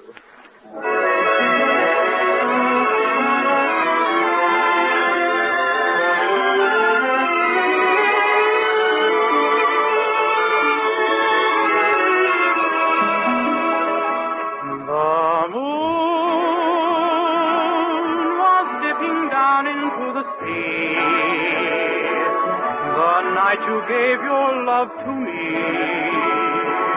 the night we met in Honolulu. The stars, like lonely lanterns hung in space, they shed their light on our embrace the night we met in Honolulu. The palm trees were gently swaying. The wind breathed its soft caress. But you, the moon and stars are all forgetting, and I am left alone regretting the night we met in Honolulu.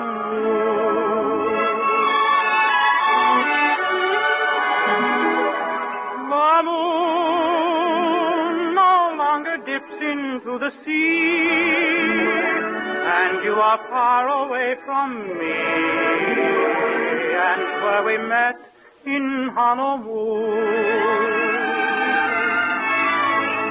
The palm trees were gently swaying. The wind breathed its soft caress. But you, the moon and and scars are all forgetting, and I am left alone regretting the night we met in Honolulu.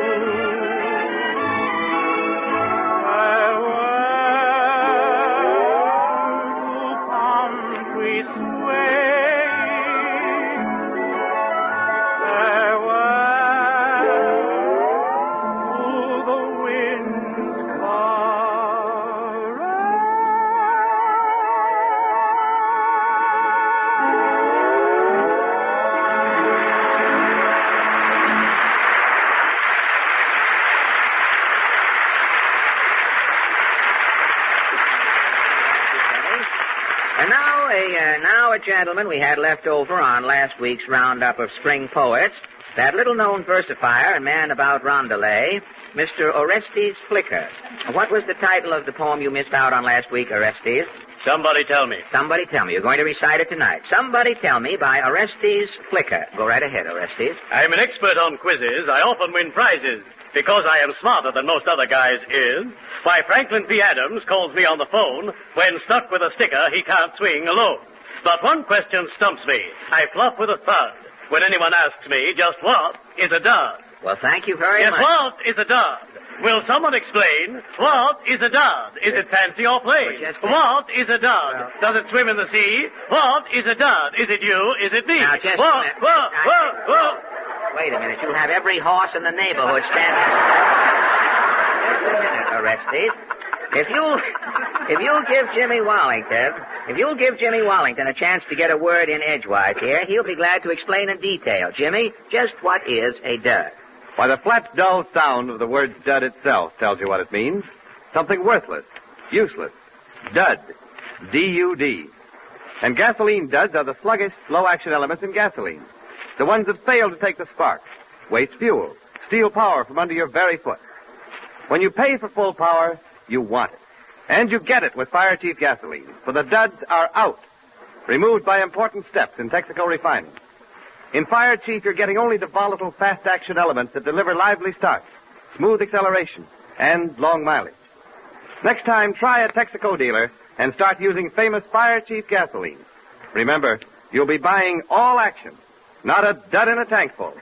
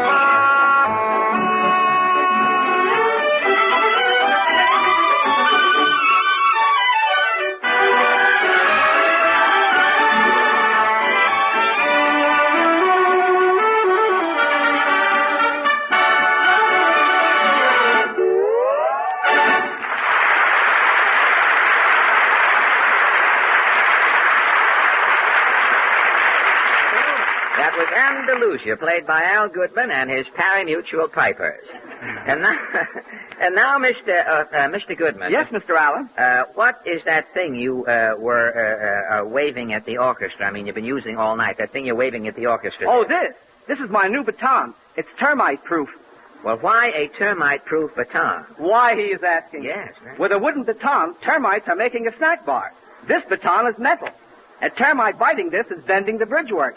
Well, you have got something there, Maestro, and it isn't a termite-proof baton. No? This thing is nothing but an ordinary umbrella rib. But Kenny Baker is selling it to me for a baton. Mr. Goodman, yesterday was April Fool's Day. Kenny gave you the Cornish hug, as the saying goes. You were a fall guy. Goodman a fall guy, and in spring yet. Goodman is an all-out fall guy in any season. Oh, hello, Portland. Hello, Mr. Allen. Oh, now, wait a minute, Portland. Stop it. What are you doing? Stop walking around in circles. Well, I'm looking for gold. What gold? You won't see any gold in here unless Mr. Goodman yawns again. Unless the dentist took that bridge back, I don't know. Now, look, But there may be gold here. This divining rod can tell. That thing you are holding is a divining rod? This is another termite-proof baton. Quiet, please, Maestro. Portland, what you have there is an umbrella rib. And Kenny Baker sold it to you yesterday, am I right? Yes, but... Yesterday was April Fool's Day, Portland. Kenny played a little joke on you and the Maestro. You see, there's no harm done. It's all good, clean, innocent fun. But I paid Kenny $3 for this rusty old umbrella rib. Foxy Goodman only paid $2. You should have dickered. You should both learn to suspect everybody on April Fool's Day. I certainly don't blame Kenny for duping you. Hi, folks. Anybody want to buy some fishing rods for guppy fishing? Guppy fishing? Put away those umbrella ribs, Kenny. April Fool's Day is over. Oh, you're hep, huh? Yes, I am hep, Kenny. Some April fooling, I'll say, when you sold Mr. Goodman an umbrella rib for a termite-proof baton. Oh, chiller, huh? And you stuck Portland with another rib for a divining rod? Well, wait till the night. If it rains, you're really going to see a gag. You slay me, Kenny. What's going to happen tonight if it rains? Well, those umbrella ribs. Yeah? I took them out of your umbrella.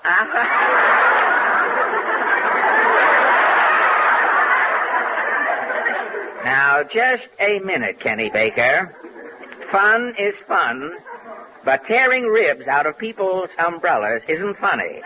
But F.A., it was... Kenny, you take those umbrella ribs, that divining rod, and that baton there. You take them all, get them together, and put them right back in my umbrella. Okay. How do you like that kid? A part-time vandal yet. Destroying public property. Oh, be a sport, Mr. Allen. Now the hole is in the other stocking. He who was laughing last is Goodman. Ha ha. Better you should know when to wait. He who's laughing should know when to wait for a laugh. I mean, that would be the thing. Well, quiet the both of you. I'm here to tell the two of you, now that you're here, that boy needs a lesson. Kenny Baker, I'll show him what it feels like to be made a fool of. What are you going to do, Mr. Allen? I am going to make Kenny look sillier than the end girl in a daisy chain. If that's possible, I'm going to have a go at it. Sound man. Yeah, Mr. Allen? Now, look, Sam. You're not doing anything. When Kenny Baker comes back, I want you to go outside and call him on the telephone here in the studio. Yes, sir. Tell him that you are the Pot of Gold program and that he has just won $1,000. You understand? Yeah, Mr. Allen. I'm the phone baker, and tell him he won the pot of gold. Right. Now, hurry up. Gosh, isn't that going to be a dirty trick on Kenny, Mr. Allen? After all, he's one of the gang. One of the gang. I'll show you just how loyal that little scamp is. Now, quiet. He's coming back. Mr. Allen. Yes, Kenny? Your umbrella's okay now. Well, all right then, Kenny. We'll just let bygones be bygones. April Fool's Day is over. Let's have no more practical jokes, all. I bear you no malice, lad. He should live so long. Maestro, please. Now, say, Kenny, it just occurred to me, while you were out, an interesting community problem came up. What problem? Well, now, as you know, we all use the telephone here, and we all chip in every month and pay the phone bill. Am I right? Yes, F.A. Well, now, suppose this phone number here won a prize. What prize? Well, just let's say the pot of gold happened to call this number. Now, if we won, we should divide up the money evenly, don't you think? Why, Mr. Allen. Quiet, Portland. Well, Kenny, what do you think? Since we all pay the phone bill, if the pot of gold calls, we should all share and share alike. That's the spirit, Kenny. Well, I wonder who that is ringing. Will you answer it, Kenny? Oh, my feet hurt. You answer it, Porty. All right. You stay where you are, Portland. Why don't you answer it, Kenny? Why don't you answer it, Mr. Allen? You get all the answers on the program. No sarcasm, Maestro. Always making an issue of everything. Now, answer the phone, Kenny. You're the youngest. Oh, all right. Hello? What? What? Who won what? I want... yes, this is the number. Mm-hmm. Yeah. Okay, just send it up to my house. Well, Well, I guess I'll run across the street for a cherry Coke until my next number. So long, now, Kenny. Wait a minute, Kenny. Who was that on the phone? Oh, nobody. By the way, F.A., I was thinking, well, since I do most of the phoning around here, I ought to pay the whole phone bill. That'll make it my phone, won't it? Why, yes, it will, Kenny. What's on your mind? Well, if everybody calls the number from a contest or something, that would mean me. Yes, it would mean you. And incidentally, the cost of the phone bill is $5. Okay, here you are, Mr. Allen. Thank you, all right. Well, I guess I'll be running along now. No, you don't, you baby face. You're not rooking us, shopper.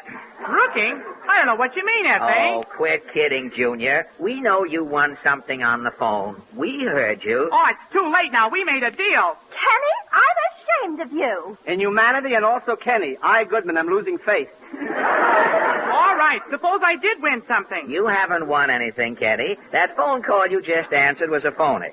But gosh, the man said on the phone... I know what the man said. The man said you won the pot of gold. Now, I'll show you exactly what happened. Sound man. Yeah, Mr. Allen? Sam, explain to Mr. Baker here about that practical joke we arranged. You know, about the phone call. Oh, I haven't made that call yet, Mr. Allen. The line was busy.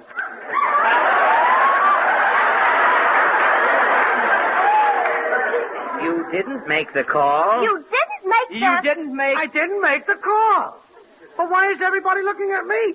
I didn't do nothing. The line was busy, so help me. I tried, but the line was busy. Everybody's looking at me. Stop crying. But, Mr. Allen, that phone call... I know. Quiet. It was the real thing. Don't explain it. Quiet. What's everybody so excited about? Who's excited? Well, you are. Nobody's excited, Kenneth, boy. Now, look, Kenny, old man. I'll tell you what I'll do. You have learned your lesson, son. Why should it cost you money? I'll tell you, I've got to do this. I'll pay the phone bill. Let the phone be in my name. Who cares? Here's your $5 back. Oh, gee, F.A. And here's another $5 for being such a good sport. Oh, you're a prince, F.A. And now that it's my phone, it might interest you to know that phone call you just got from the pot of gold was supposed to be a phony, but through some strange coincidence that could only happen in radio, it turned out to be the real thing. But, Mr. Allen... No, Kenny, it's too late. It's my phone and my $1,000. Not that the money means anything.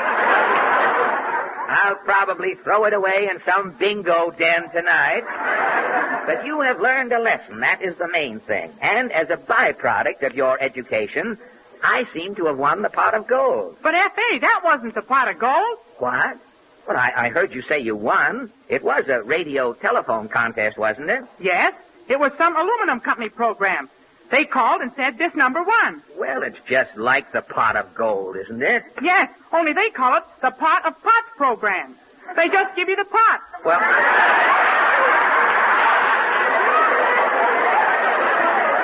Well, we're right back to where we started. Ladies and gentlemen, I would like to have you meet a young lady who was with us all last season, and tonight is right back where she started, Miss Wynn Murray. Thank you. Well, Winnie, it's nice to have you back on the program again. Thank you, Mr. Allen. When I knew that you were going to join us tonight, I said to myself, The minute Win Murray comes to the microphone, I am going to ask her a question. Well, now you're here, and I have my question ready. Will you answer truthfully? That all depends, Mr. Allen. What is your question? What are you going to sing? With a twist of the wrist. That's all I wanted to know. Maestro?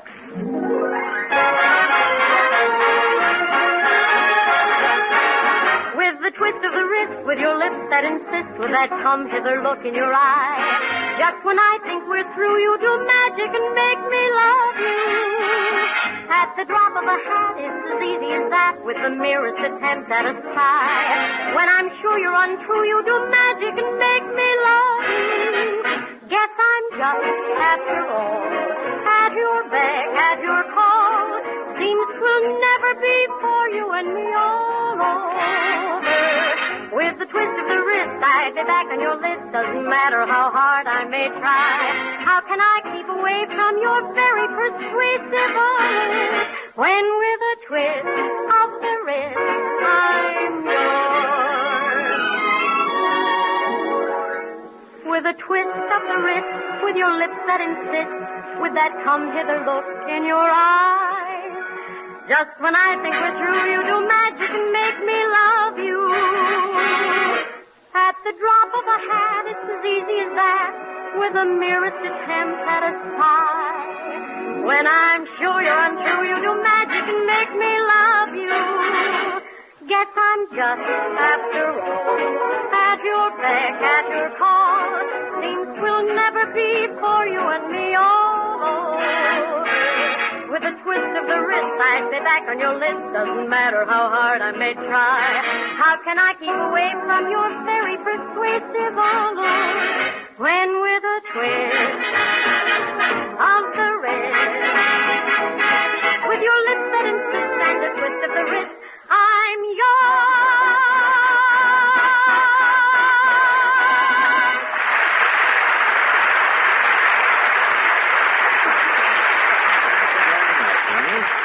That was very nice. No encore, Win, please. Is that you, Jimmy? Stop making that noise. Noise, Fred? I'm just practicing my scale. Well, you sounded as though you had your lip caught in a door, Jimmy. I hope. That's a fine thing to say after all the years I've spent studying voice. So you ought to hear me do the sextet from Lucia. Alone? Yeah, and the anvil chorus from Il Trovatore. And the refrain from smoking. Now, wait a minute. The refrain from smoking. I've never heard of that. You haven't? No, I haven't. Oh, it's a beautiful thing. Well, I'll sing it for you. No, wait a minute. Wait. No, me or you either. Neither of you. We don't want you to sing it. Now, just give us the lyrics without the music. Well, okay, Fred. How does it go? Thanks. Oh, wait a minute. Was I supposed to say that? Now, wait, let's make sure. Yes, I was supposed to say, how does it go? It's right here. Well, now that we're all even, I'll tell you. Yes, how does it go? Thank you. When you see smoke coming from the exhaust pipe of the car ahead, you're not likely to pull up alongside and say, refrain from smoking. No. It wouldn't do much good if you did. Only a repair job will help that car owner, for his smoking exhaust is a likely sign of excessive engine wear. But if your car doesn't smoke, you can help to make sure it will continue to refrain from smoking. And now is the time to act, when you're making your spring oil change. Have a Texaco dealer drain that weakened winter oil from the crankcase and replace it with insulated Haviland. Haviland is insulated against today's high engine temperatures that break down ordinary oils. It stands up and protects your engine from needless wear. Haviland is distilled, too, free from carbon-forming impurities that also promote wear. So don't delay. Steer clear of smoke and trouble. Change to insulated Haviland at your Texaco dealer.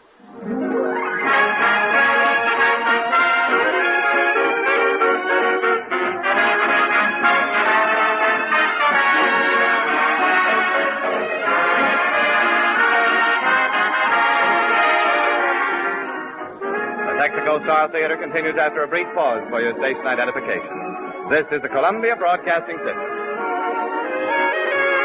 WABC New York, 880 on your dial.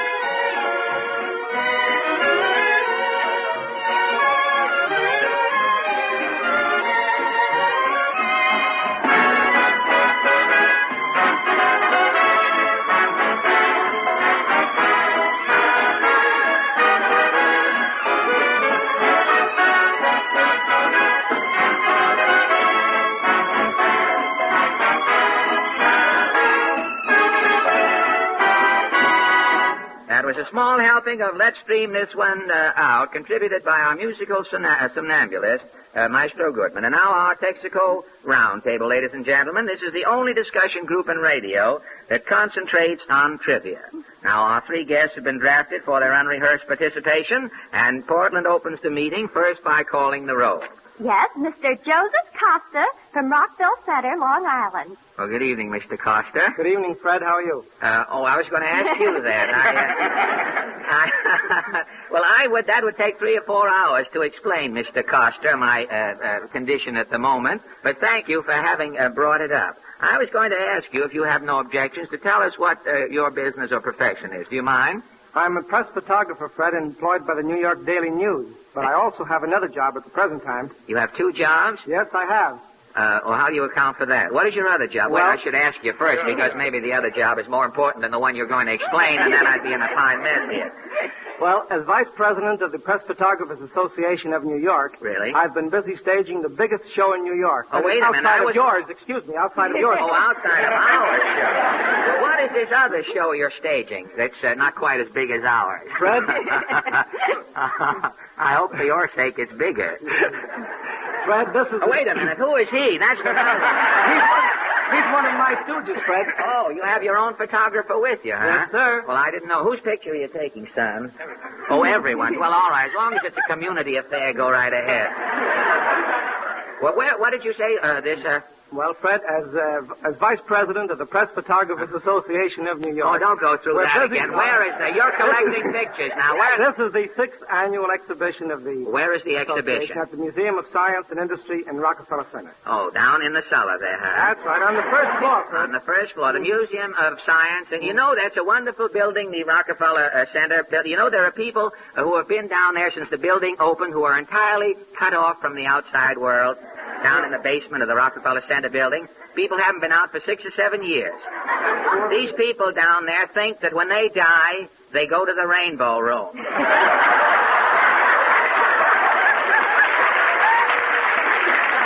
a lot, Mr. Costa. I'm sorry I butted in when you were explaining about your picture exposition there, but I'll make it up to you later. Thank you, Fred. And now, Portland. Miss Vera? I have to tell you, you know that Miss Vera Adrian from New York City. Good evening. Good evening. Miss Adrian. I was laughing that something I'm going to say next week, I hope. But may I ask, do you work here in New York? Are you in business? Or? Yes, I have my own business in which I design for individuals. Oh, and then through wholesale for an average woman of What America. is it wait a minute, what is it you design? Clothes. Oh, you're a clothes designer? Yes. For individuals and for wholesale houses? Yes. You do really? Yes. Do you design garments for debutantes and glamour girls? Yes, indeed. That sort of... Josephine Johnson wears quite a few of my clothes. Oh, she does, really? And these, it must be nice to be in a business where you know you're going to have something on a glamour girl in years to come.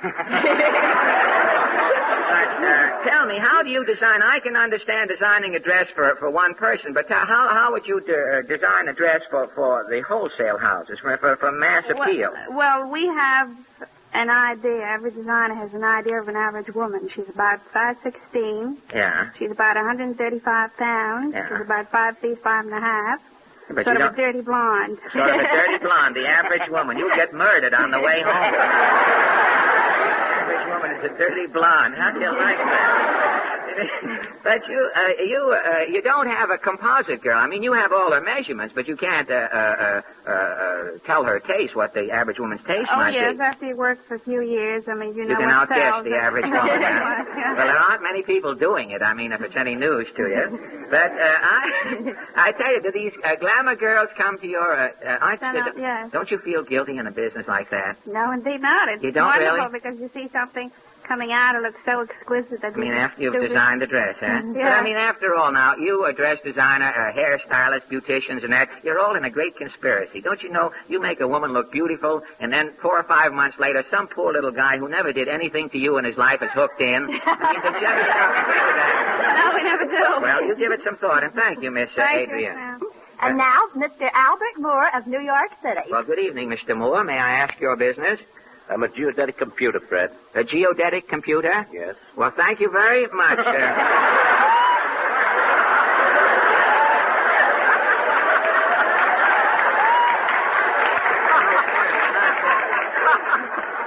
have enough trouble with Mr. Coster, who's only a photographer. You're not getting me hooked into that. Geodetic, I can't even spell it.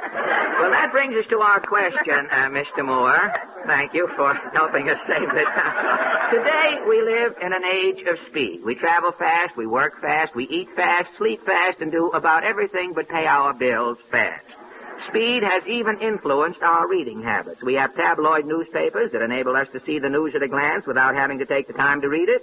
Outstanding magazine articles, popular novels, and classical literature are condensed and available today in digest form. Now, our question tonight, we're only going to take part of this. Do you think a person who has a limited time for reading benefits more through reading a few books and articles in their original form or reading many things in digest form? Now, Mr. Coster, how do you feel about the digest business?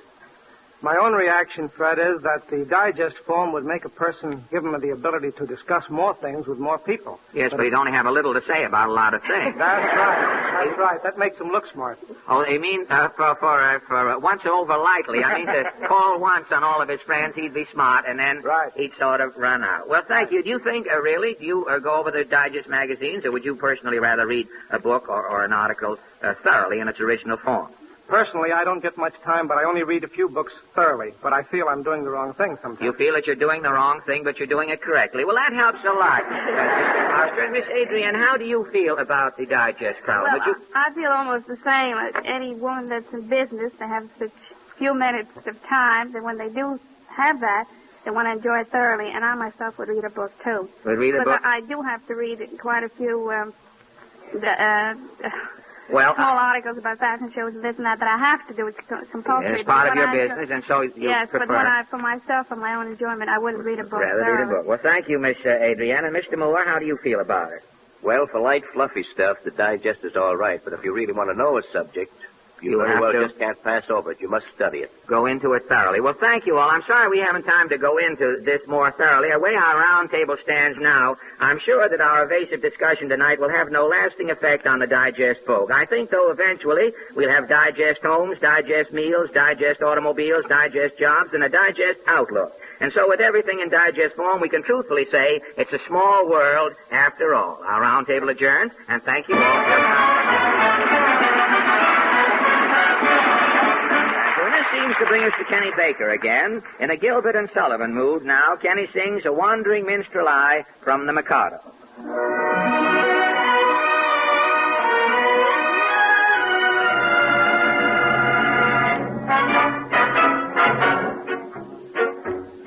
A wandering minstrel I, a thing of shreds and patches, of ballad songs and snatches, and dreamy lullaby.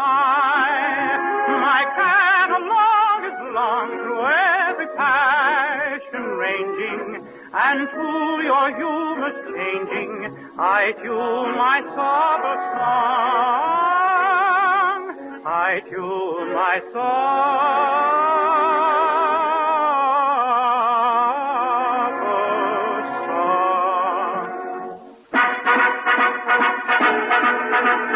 Patriotic sentiment is wanted. My patriotic ballads cut and dry. For wherever a country's banner may be planted, all other local banners are defied. Our warriors in serried ranks assembled, never quail or they conceal it if they do. And they shouldn't be surprised if nations tremble before the mighty troop, the troop of T.T.Pooh.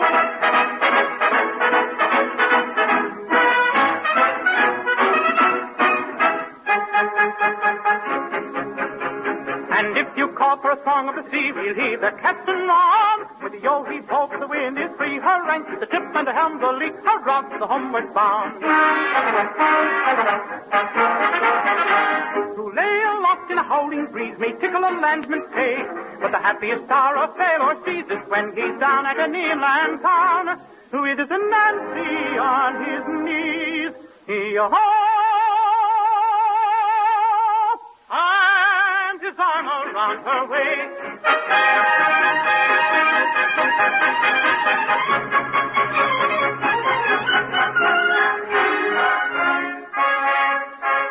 A wandering minstrel I, a of shreds and patches, of ballad songs and snatches, and dreamy lullaby, and dreamy lullaby.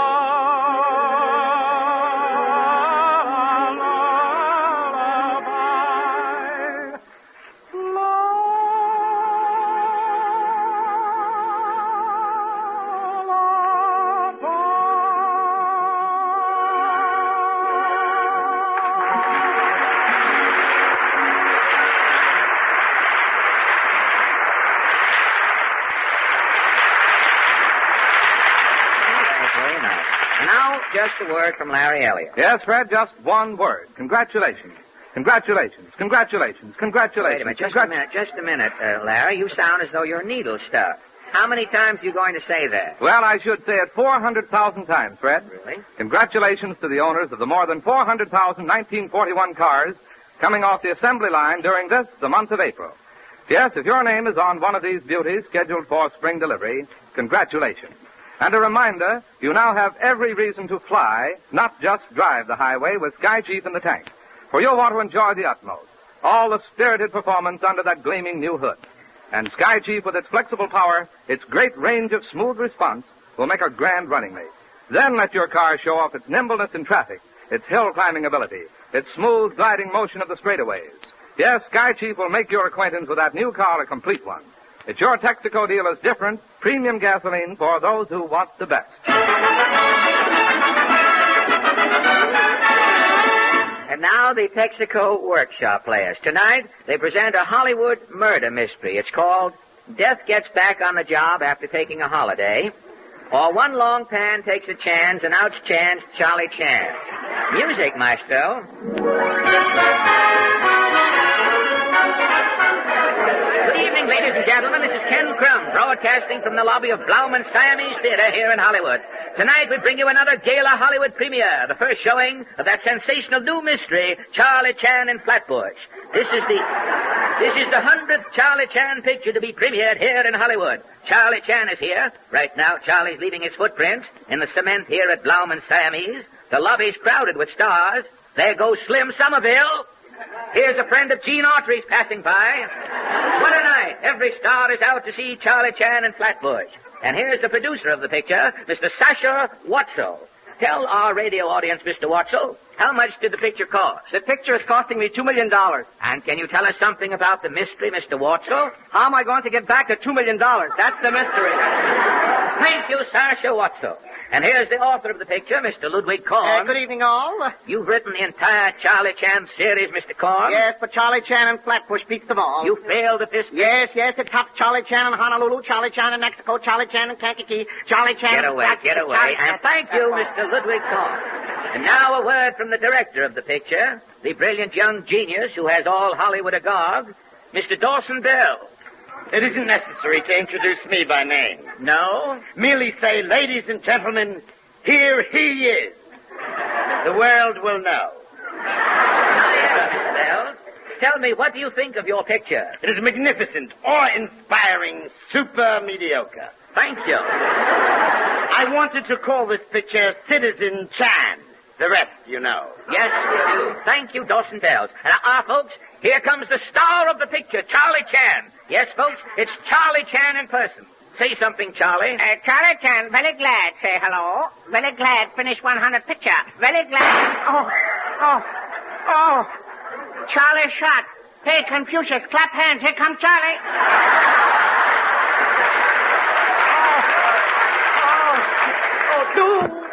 He's dead.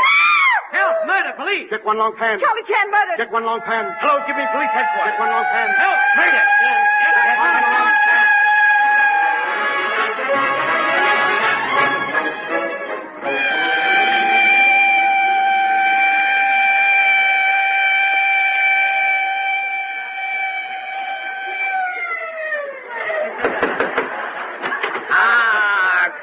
Gleating, have terrible time stopping car. Almost went by. Gleating and shalom alaikum, kiddies. Detective One Long Pan on job. Jello again.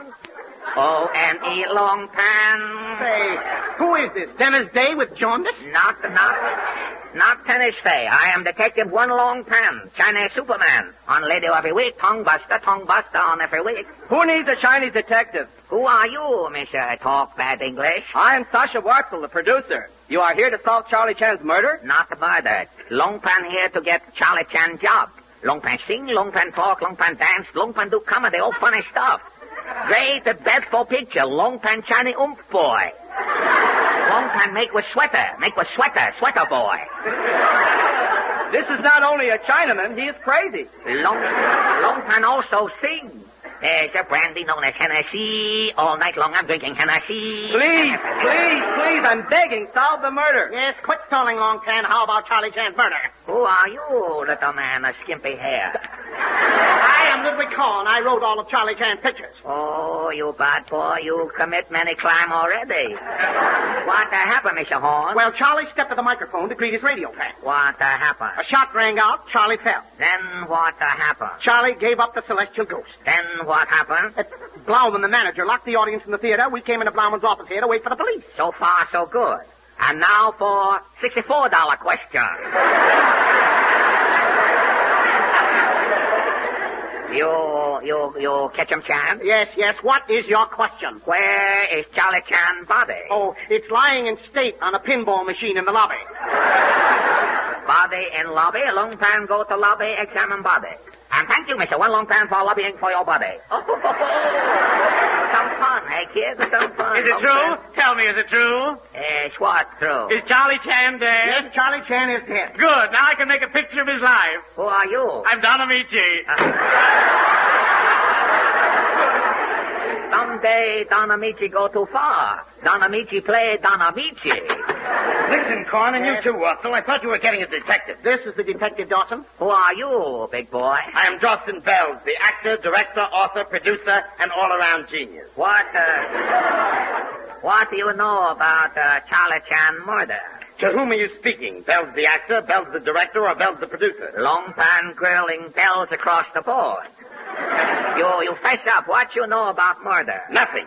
Short and sweet, like Midget's girlfriend. Where's the detective? Who are you, Missy? I'm the cashier. I've been listening at the keyhole. I seen the murder. You mean? Ludwig Kahn killed Charlie Chan. Why, you infamous little troll. Oh. You insinuate that I, Ludwig Kahn, the author of the Charlie Chan pictures... You were standing next to Charlie Chan at the microphone. You had your hand in your coat pocket. When Charlie fell, you walked away. Oh, long time search you, Mr. Wooden-neck Horn. Here, take your hand out of my sport coat. Aha. You see what long time finds. What? Le Wallowa. Hurry, out. Oh, that proves nothing. This is Hollywood. Anybody might be carrying a revolver. Why don't you search Dawson Bell? Ridiculous. What would I be doing with a pistol? Long time flisk. Make sure. Do. Jeeper, peeper, side pocket. Look. What? Le Wallowa. A revolver? I told you. Search Warsaw. He's probably got a gun, too. Who's got a gun? Long time flisk. Make sure. Look in the Warsaw coat pocket. Holy smoke, Le Wallowa. Wallowa? Just a minute. Somebody slipped that gun in my pocket. I have no Lee Wallowa. Me also. This suit is coming with 2 pair pants, but no Lee Wallowa. See, Le Wallowa, very baffling. Well, anyway, that proves I didn't murder Charlie Chan. Well, who done it, Long Pan? Long time soon find out. How, Longy? Oh, very simple. Kiddie stuff for Long Pan. Long Pan examine Le Wallowa. Long Pan see which where Le Wallowa has bullet missing. Holy smoke! All 3 Le Wallowa have 1 bullet missing. Very baffling. What's your next move, Long Pan? Long Pan examine body. Lower location bullet hole, solve crime. Where is body? Charlie's right outside, laying on a pinball machine. Very good. Let's go. Right through here. Oh, you see, Long Pan. Oh, there he is. Poor Charlie. What a beautiful death for an actor. Passing out on a pinball machine. Still in life. Oh, you see, Charlie look better than one Long Pan. Oh, Charlie eat better, too. Fat boy, big belly. Plenty egg for young on fish. Aha! Find something, Long Pan? Powder burn on coat. Left side. Oh, standing left side. Not me. I was on his right side. Yeah, you was on Chan's left side, Mr. Corn. And on top of that, I seen you do it. Oh, this is ridiculous. Aha, what is object here? Clutch in Charlie Chan's hand. It's a book. You bet, book. A little book, too. It's a pocket atlas. Exactly. Names of cities, countries, check off here, you see? Yeah, Hawaii, Madagascar, South Africa. What do you make of it, Longpan? Charlie Chan, the detective to end. Left fatal clue personally to help Longpan solve mystery. Then you know who made it, Charlie. You bet. The murderer is... Well, I've got to get back to the studio. I'm 14 conferences behind. Not so fast, Mr. Corn. Hold him, Mr. Bell. Here, I'll hand him. Mr. Bell. I've got him, Longpan. Now, Mr. Nudnik Horn, this atlas belongs to you. You fess up. You killed Charlie Chan. No, I didn't. You plant Lewallowa in Dawson Smell's special pressure pocket. You fire one bullet from there, Lewallowa, at home. Fatal bullet, you fire at Charlie Chan personally. Well, all right. I confess. I did it. I had to do it. Why you killed Charlie? Oh, you bad boy. I'll tell you why. In all my pictures, I've had Charlie in every country, city, and hamlet on the face of the earth. Charlie Chan in Timbuktu. Charlie Chan in Dongdang. Everywhere. I finally had to kill him. I couldn't find another place for Charlie Chan to go. But why you plant the gun on Dawson Smells in such a pretzel? Well, that was a plot I used in Charlie Chan and Walla Walla. What happened? It didn't work in the picture either. Exactly.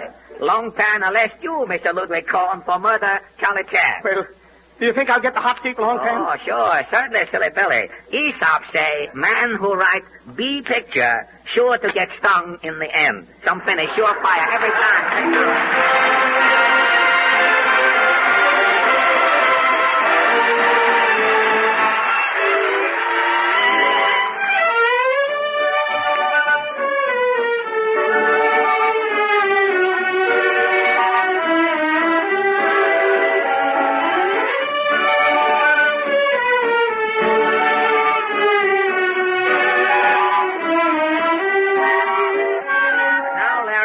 Thumbs up for the defense. The next few moments are devoted to the entire petroleum industry by the Texas Company. For over 20 years, the unparalleled forces of industrial America have been geared to peacetime production. They are now engaged in meeting the great emergency and problems of our national defense program. When the hurry call for preparedness came, the petroleum industry was ready, completely ready. The production and supplying of oil is in full stride on all fronts, and our known oil resources are the greatest in our history. Yes, the American petroleum industry is at full strength, is mobilized for all demands of our industrial, military, and naval defense programs, as well as those of civilian life. The petroleum industry is ready for national defense. Thank you, Larry, and thank you, ladies and gentlemen, for letting the Texaco Star Theater service your radio for this hour tonight. We'll be back. Wrong till the end. It is I. We'll be back to render the same service next Wednesday night at Texaco time. This is Fred Allen saying good night for the more than 45,000 Texaco dealers from coast to coast, and inviting you to drive in anytime. Remember, you're welcome.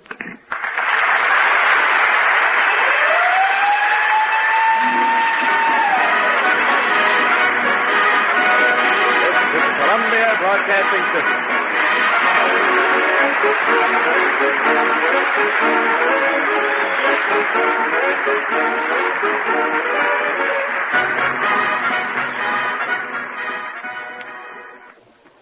The makers of Ipana for the smile of beauty, Zal Hepatica for the smile of health present It's Time to Smile. With Eddie Cantor.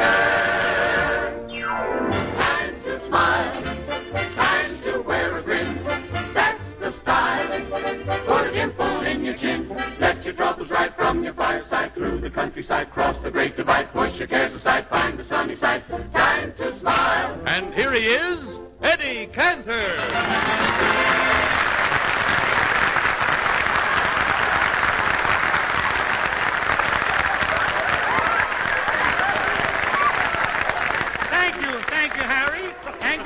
Ladies and gentlemen, I just got some inside information that national defense factories throughout America were notified today by the Warner Brothers that unless they speed up production of guns and ammunition, Humphrey Bogart cannot make another picture. Humphrey Bogart. Say, Humphrey Bogart is a real favorite of yours, isn't he, Eddie? Oh, I like all the movie stars, Harry. I'm a fan. Just this afternoon, I went to the matinee at the Paramount where they have Deanna Durbin's new picture. Uh-huh. And gosh, what a terrible thing happened. Shouldn't happen to a dog. Shouldn't happen to you. Oh, Harry, it was awful. What a terrible thing. I got dressed in a hurry. I ate fast, ran down to the theater, pushed my way through the crowd, and just as I got to the box office, the prices changed. Well, you went in anyway, huh? Yeah, and did I have a time of it. With those ushers and those flashlights. One of the ushers was leading a woman and 2 kids down the aisle. Yeah. And when he got to my row, he shined the flashlight in my face. Right away, one of the kids yelled, "Let's go, Mom. We saw this Popeye last week." Well, Eddie, I bet you enjoyed Deanna's new picture, didn't you? Well, I had trouble seeing it. The woman who was sitting in front of me was wearing a hat with one of those big feathers. Oh, yes. I sat through half the picture before I found out that Deanna Durbin hasn't got a mustache.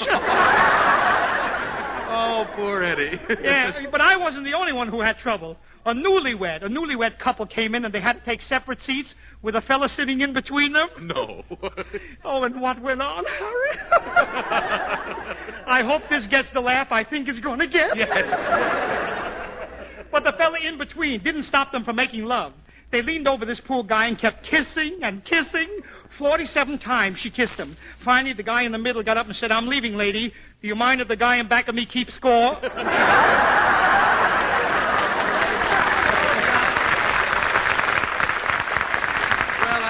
Eddie, you know newlyweds, they probably weren't very much interested in the picture. No, and I know some women who only go to the pictures to see what the stars are wearing. Honestly, Harry. Oh, yes. They don't care anything about the pictures. I was sitting next to a couple of these women, and in one scene, the leading lady rushes into a room and shoots 6 people. Bing, bing, bing, like that.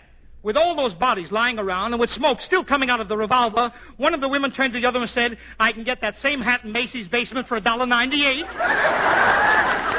You know, they go to the theater just to see the clothes, Harry. To see the clothes. This type of woman usually weighs about 280 pounds, has a waistline of 48 inches, and she wants to see what kind of a sweater Lana Turner's wearing so she can copy it. Is it silly? Oh, it's awful, Eddie. Honestly, Harry, it's just... And how some of the women cried during the sad scenes. Oh, yes. The minute Betty Davis comes, they cry. One woman not only cried, she pulled hair out by the roots. She pulled out her hair? No, not hers, but the guy sitting in front of her. He came into the theater as curly and walked out as baldy. Oh, those women really act up, don't they? It's not only the women, Harry. In the theater, the men are just as bad. They're so silly. Well, I guess they are. For instance, the actors on the screen can't hear them, but still they applaud. It's ridiculous. Now, I like the type of people who come to see my pictures. They're so intelligent. They never applaud. No. I know, they never applaud. Once in a while, you'll hear a little... Well, say... Leaky radiators you'll find in any theater. Well, look, Eddie, getting back to the Paramount, I guess you must have really enjoyed seeing Deanna's picture, huh? It wasn't all fun, Harry. I don't know, I grew a little wistful when I saw Deanna Durbin in those love scenes with Francho Tone. Gosh, she was only 14 years old when she started on this program. And now this little Olive Major, she's only 13. Pretty soon she'll be in pictures making love to Francho Tone. It's awful, Harry. Oh, well, now, here, Eddie, you shouldn't let a thing like that upset you. But it does, Harry. It does. Why is it when they're playing jacks, I get them, but as soon as they start playing post office, Francho Tone gets them? Why is that? Look at me, Harry. Yes. Tell me the truth. What has Francho Tone got that I didn't have 40 years ago? Oh, Eddie, seriously, it's hard to believe that Deanna has grown up and will be married this month. Not only Deanna, another little girl who's been on my program for the past couple of weeks got married only the other day, Harry. Who? Who was that? You didn't read the famous mammy from Gone with the Wind, Hattie McDaniel. Here she is.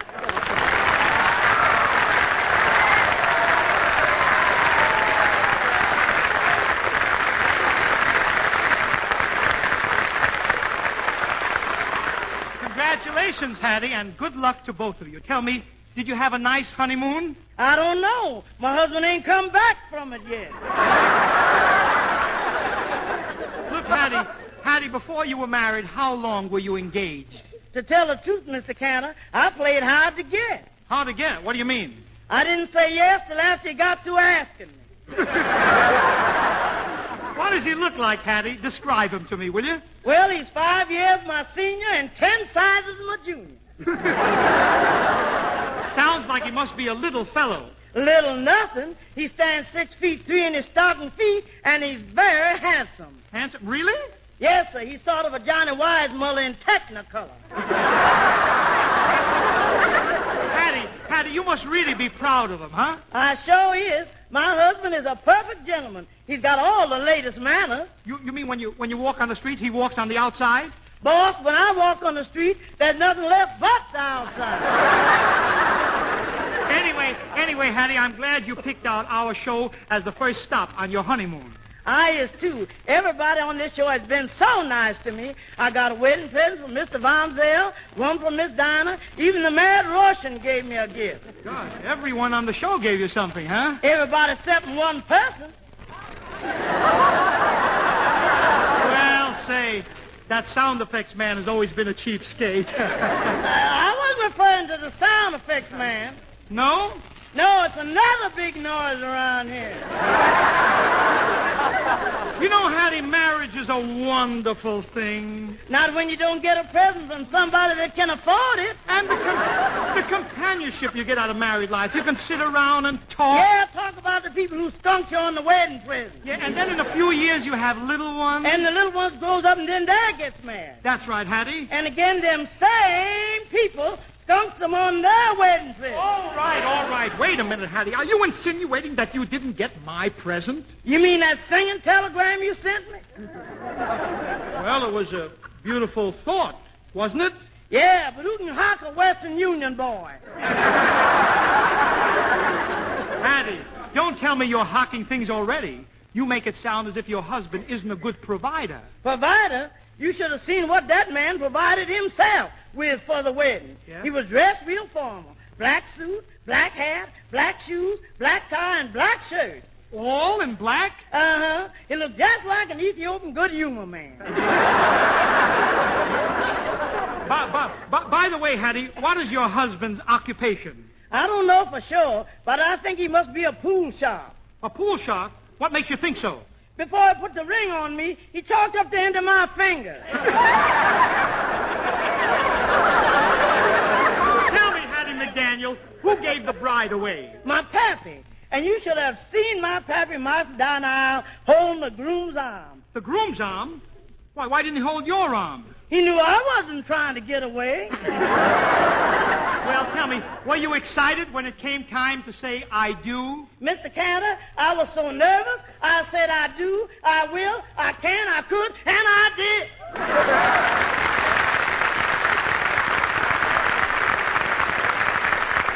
Don't go, Hattie. Here's another wedding gift for you and a present for our listeners, all wrapped up in the same package. And the label says, Dinah Shore. Let's unwrap it, shall we?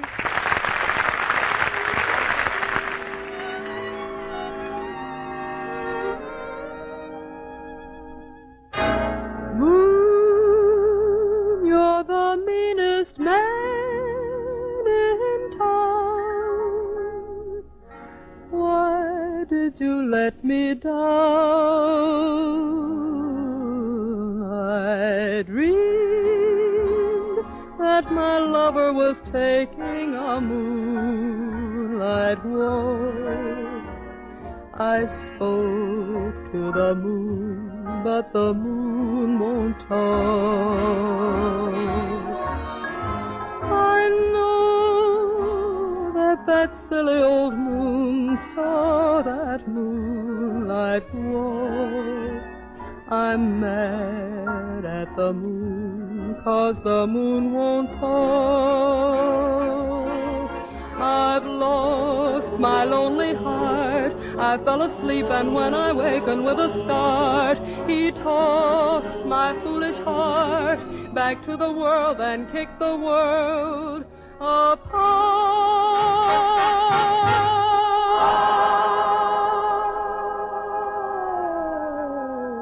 I'm through. I'll have nothing to do with that moonlight walk. I hate the moon because the moon won't talk. Moon, send me back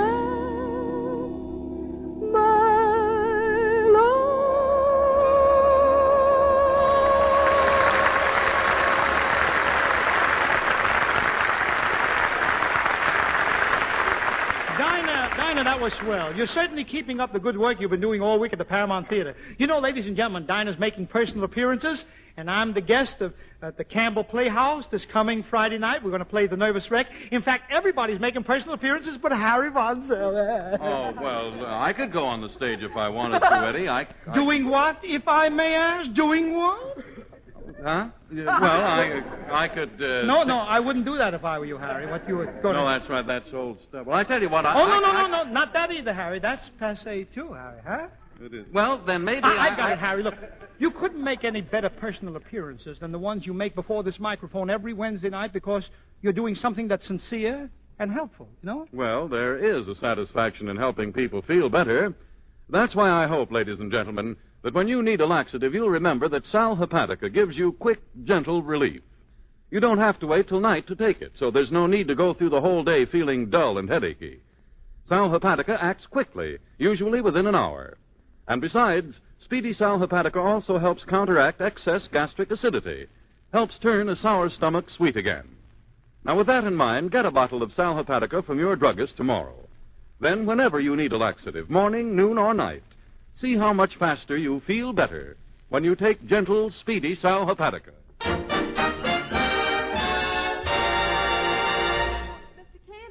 Mr. Cantor, what's this in today's paper about you speaking at Columbia University tomorrow? Of course, Dinah. Didn't you know? But, Mr. Cantor... Oh, I know what you're thinking. I'm a dopus or something. You figure I'm not an intellectual. Well, I brought a fella here tonight who's going to put me wise to everything. A man who knows all the answers and proves it on information, please. Oscar Levant.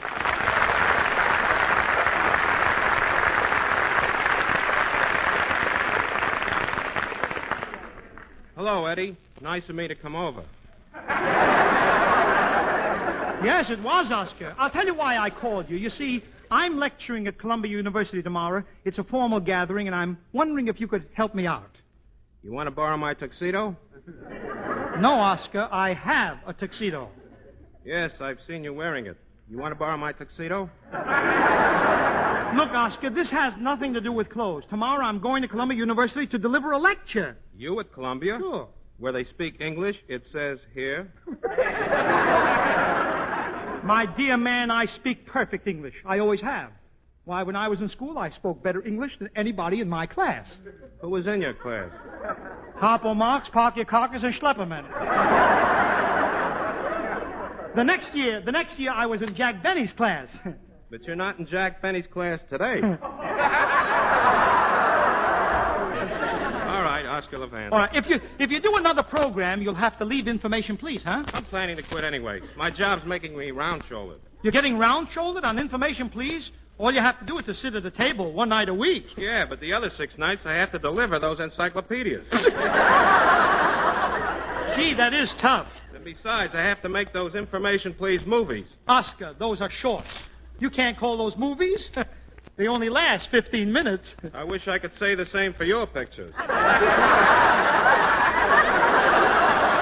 I forgive you, Oscar. It's got to laugh. And, you know, if you had me on your program, I'm sure that... Gee, Eddie, I'd like to have you on the program, but you're not eligible.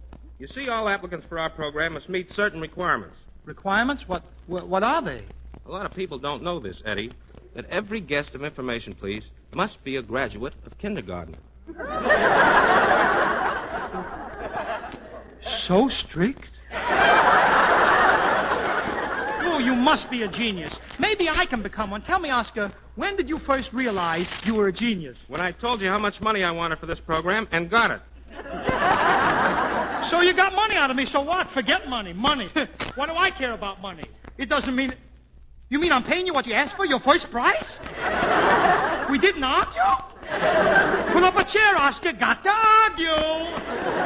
Eddie, I'm not here to argue. I'm here to answer questions. That's right, Oscar. Tell me, what is the most difficult question you've ever been called up on to answer? Last night I got home at 3 o'clock in the morning, and my wife asked me where I'd been. Well, what did you tell her? I didn't answer. I gave her $50 and 2 sets of encyclopedias.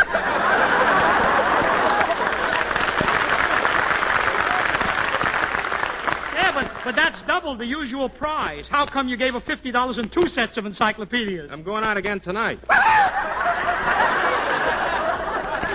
I know exactly how it is, Oscar. You know, I'll answer it. Hello? Just a minute. Sometime I'll answer the phone. It'll be for me. It's for you, Oscar. Thanks. Why must you keep bothering me with questions? I'll help you out this time, but no more. All right, here's the answer to your question. The space-time concept has for its end the solution to all kinetic problems held as statics. The pound, however, is not a kinetic concept. You're welcome. Goodbye. Who was that? The editor of Encyclopedia Britannica.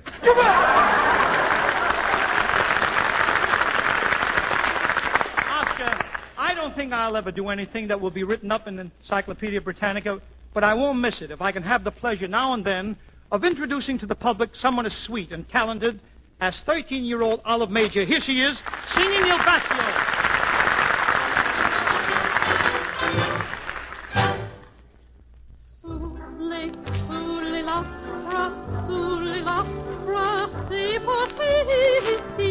Un bacio ti darei, dolce un bacio ti darei.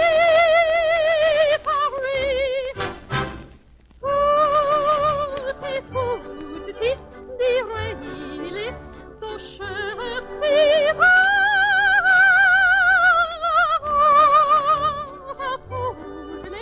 so scherzi dell'amore. Sempre sì, sa ti direi, so mille gatti ti direi, l'amor, gente belle non deseo, non son vaga da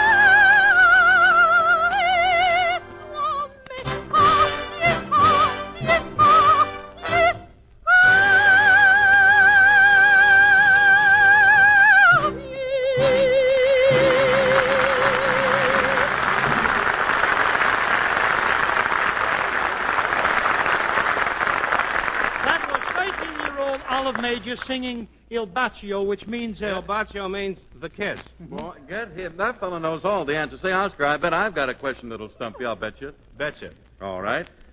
Can you identify this musical fragment? Could I have that again, please? Oh, quit kidding, Harry. Ask him a hard question, a serious one. Go ahead. All right, Eddie. Oscar, see if you can answer this one. Who said, to help yourself to firmer gums and brighter teeth, use iPana toothpaste and massage? Who said that? You just did.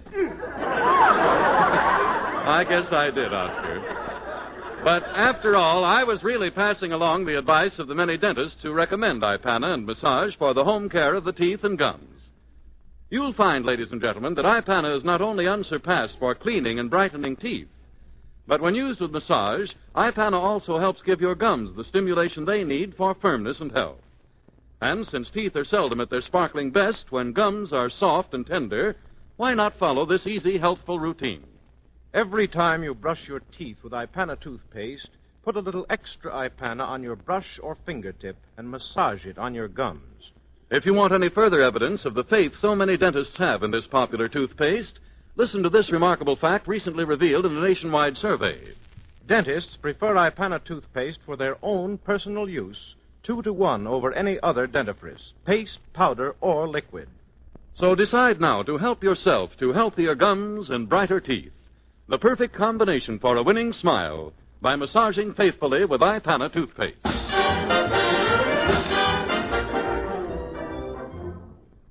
Well, Eddie, I guess I'll be running along. Wait a minute, Oscar. There's just one thing more. Tomorrow when I appear at Columbia University to lecture, what is the procedure before I'm introduced? Well, grouped on the platform are the most brilliant men of the faculty, men of science, men of letters. Out of their midst steps an impressive figure garbed in his professional robes. A hush falls over the audience as he walks to the rostrum and says in a dignified voice, "How do you do?"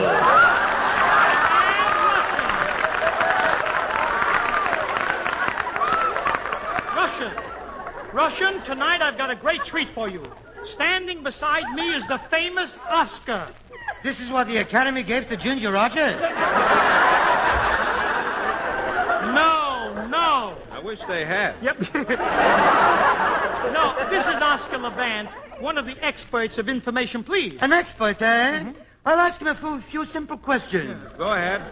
Различишь Playoff, Crosspats, Newkovnevich? What? Stuck already, eh? Stuck. Russian, this man is an author. Levant wrote the book, A Smattering of Ignorance. So what? He's only ignorant. I'm already a full-fledged dope. You know something, Russian? If we had another moron here, the two of you could sing a solo. Go ahead, I'll take the harmony. Wait.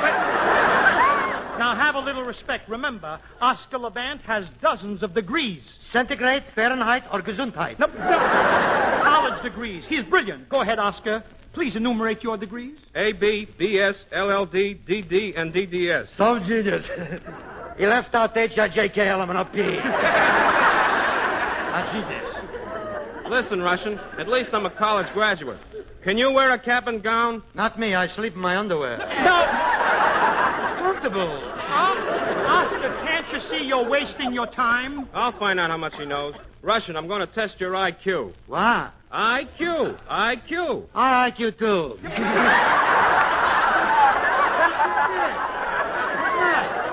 You don't understand. He's trying to test your intelligence. Go on, Oscar, please. Okay, Russian. Do you know anything about the arts? Do I know about the arts? I'm laughing in your puss. My dear boy, I was neighbors with Rembrandt. Rembrandt? Why, that's silly. Rembrandt lived in 1500. Well, I lived in 1502 right next door. You're a faker. Don't say that. I come from a whole family of artisans. Mm-hmm. My father painted the picture that was hung in the famous Minsk Museum of Art. Where is your father now? They hung him with the picture. The picture was framed. So was my daddy. Your daddy? Well, you know nothing about art. Try him on something else, Oscar, please. Very well. Russian, next I question your knowledge of music. How dare you! I was responsible for the first Russian symphony orchestra. How was that? I banded together 346 musicians. Mm-hmm. We had no money. Go on. It was the opening night at Lowe's Moscow. Yeah? Tell us, Russian, what happened? I am raising my baton, rapping twice. Yes. And no music. Why not? Couldn't afford instruments. Oh, Russian, quit pretending. You can't fool the band. Why, he is one of the greatest musicians in this country. He is. Listen, Levant. If you know so much about music, maybe you can tell me what symphony starts with this note. Is that from the second movement of Beethoven? No, that's from the third race at Belmont. Look at me, Russian. Now tell me, were you born or did you just accumulate? You talk like that to me? A student who spent from the ages of 12 to 36 in the Moscow Institute of Gubernia Boychik Pavolia? Yep. What is that? The Russian Home for Backward Children. Then you admit you know nothing about the arts or sciences. But I do. In my laboratory, I am working day and night. Night and day. 2 shifts. 3 hours. 4 spades. I pass the card. Deal. Wait a minute. I am working. And finally I discovered the most astounding solution. Yes. I can defy the law of gravity. You what? I'll prove it. I will jump off this table and remain in midair. Wait a minute, Russian. You discovered this after 15 years research in your laboratory? Exactly. I will demonstrate right now. Go ahead. Right now, I will demonstrate. I am climbing up on the table like this. Yes. And defying the law of gravity. 1, 2, 3. I am jumping. I did it? No. Well, back to the laboratory.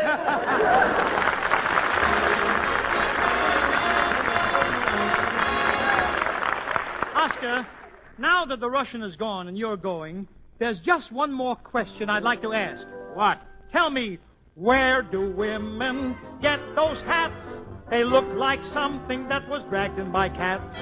I could write a sonnet to an Easter bonnet, but not to a hat of corned beef with dill pickles on it. Oh, where do women get those hats? Those fugitives from autumn mats.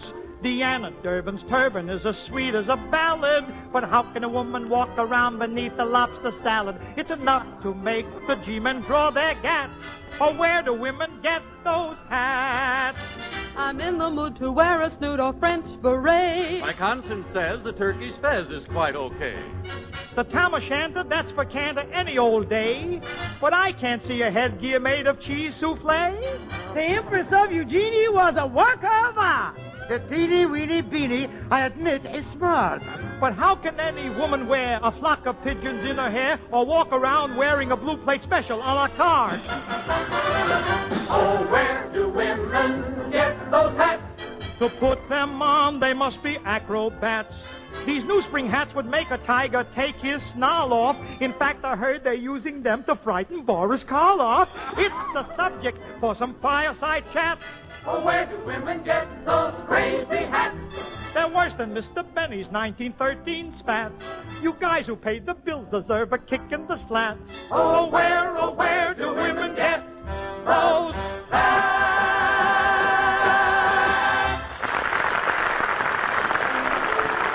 Thank you. And now, till next Wednesday, toodaloo, toodaloo. Don't forget to listen, don't forget to listen, NBC. Don't forget to join us again next week, ladies and gentlemen, when it's time to smile with Eddie Cantor and his special guests, Max Baer and Lou Nova. Don't forget to listen in also to Mr. District Attorney, who tonight solves the thrilling story of the case of the Spanish prisoner. Good night. This is the National Broadcasting Company.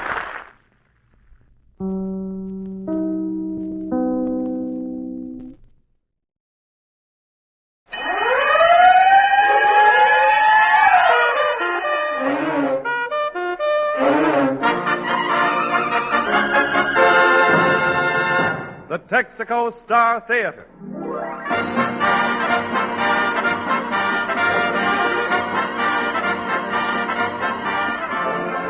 The more than 45,000 Texaco dealers from coast to coast welcome you to an hour of mirth and melody. With our star comedian, Fred Allen, Kenny Baker and Portland Hoffa, the Texaco Round Table, Win Murray and Al Goodman's Orchestra. It's Texaco time.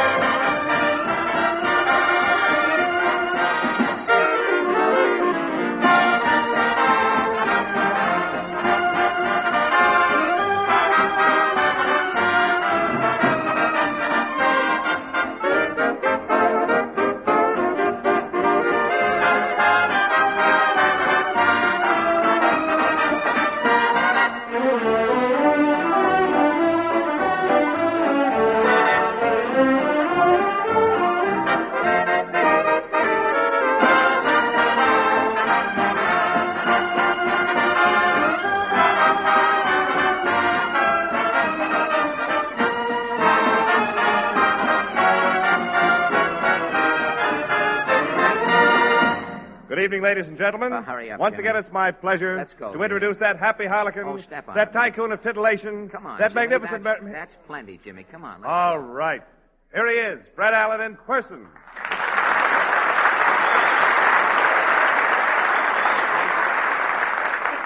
Thank you, and good evening, ladies and gentlemen. Hey, Fred, what's the rush? I had a swell introduction Well, already. now, wait, look, let me hear my side of it first, then All you right, won't all want to right. Go talk. ahead.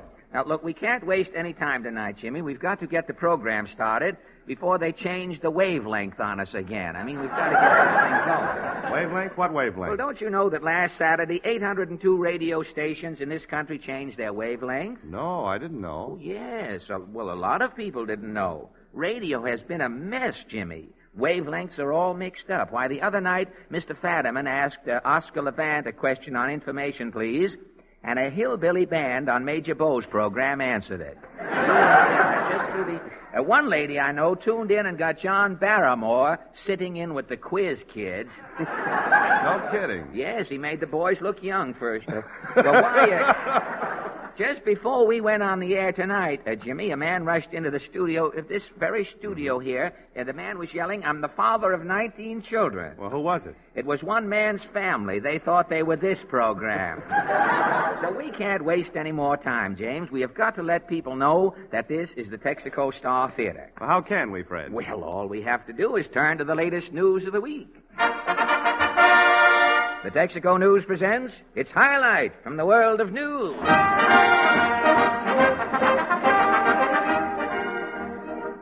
Chicago, Illinois. Judge Joseph Sabbath, who has spent 3 decades listening to divorce cases in the big cities of the world, singles out principal causes of marital strife.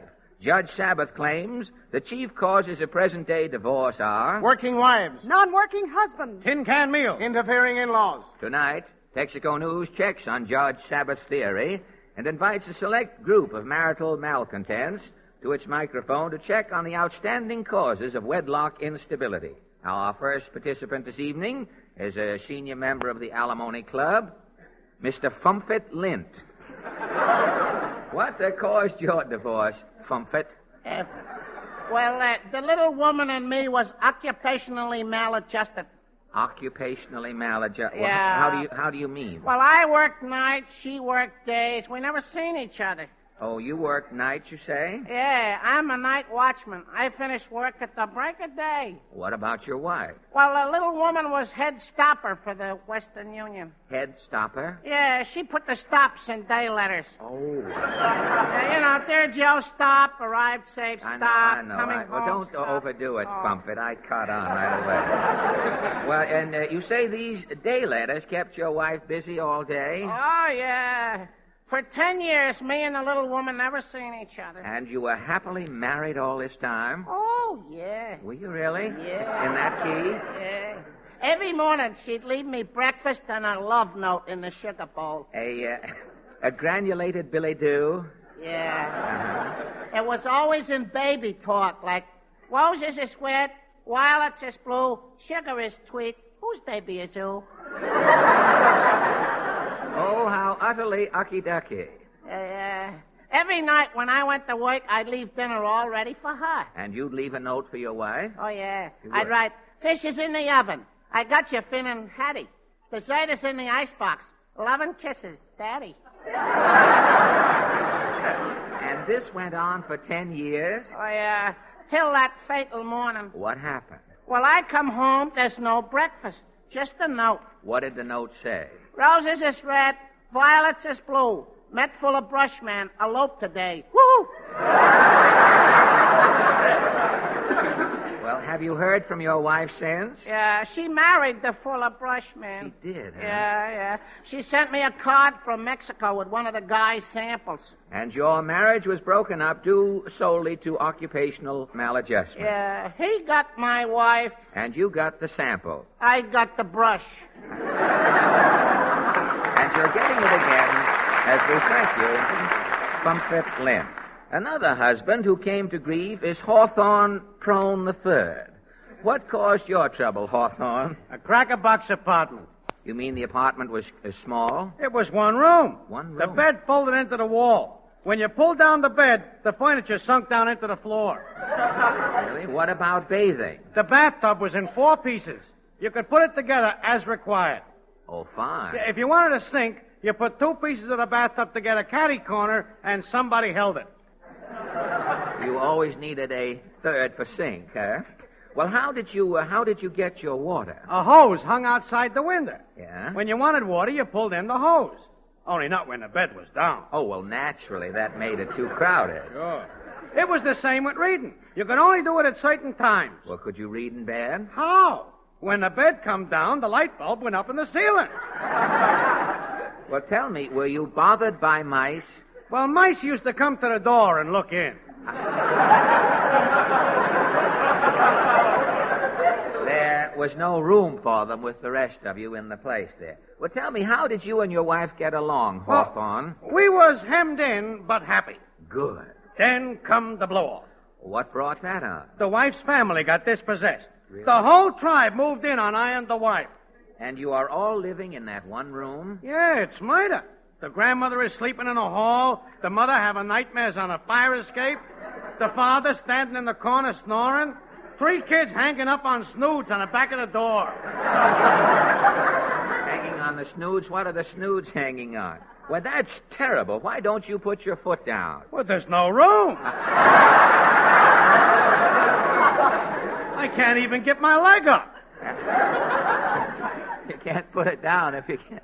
Well, and your advice to newlywed husbands is? If you want to be boss in your home, don't never move into no cracker-box apartment. Good. Live in a place where at least you got room to put your foot down. Well, thank you, Hawthorne Crone.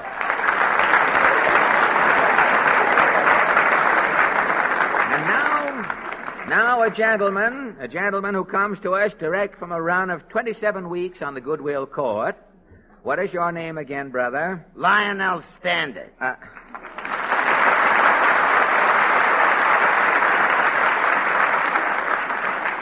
Lion L? Yeah, lion like in front of the public library, L like what ain't on 6th Avenue no more.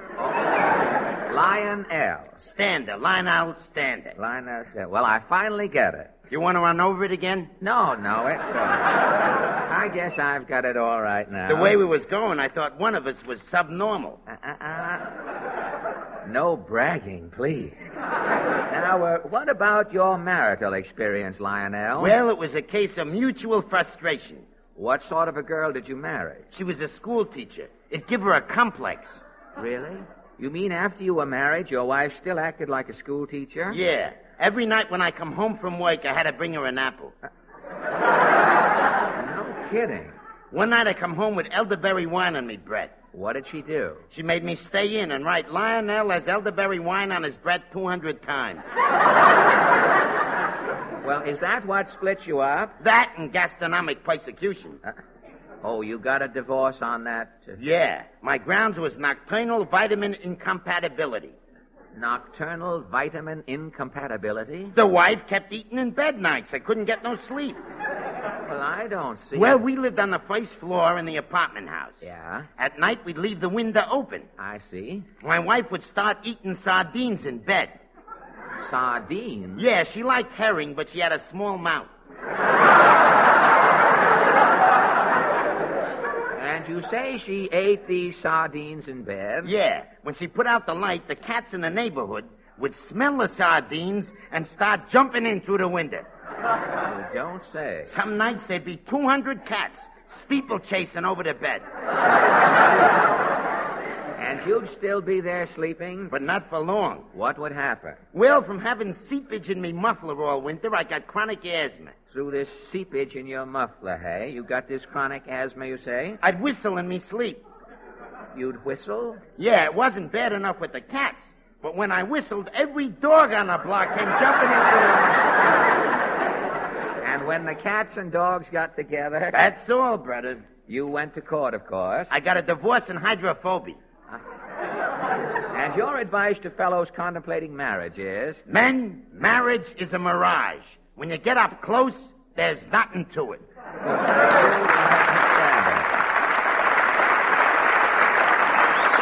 Well, now, ladies and gentlemen, Kenny Baker brings our anti-marital fiesta to an arbitrary close by singing a love song, The Night We Met at Honolulu.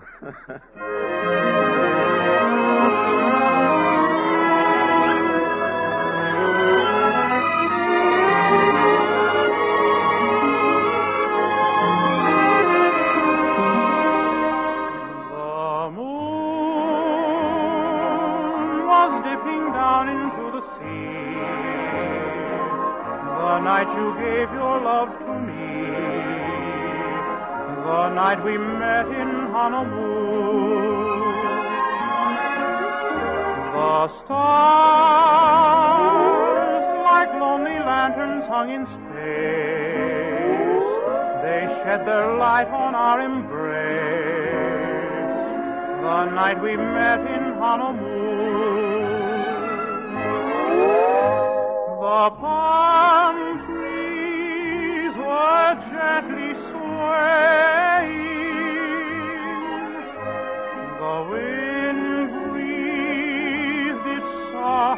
caress. But you, the moon and stars are all forgetting, and I am left alone regretting the night we met in Honolulu.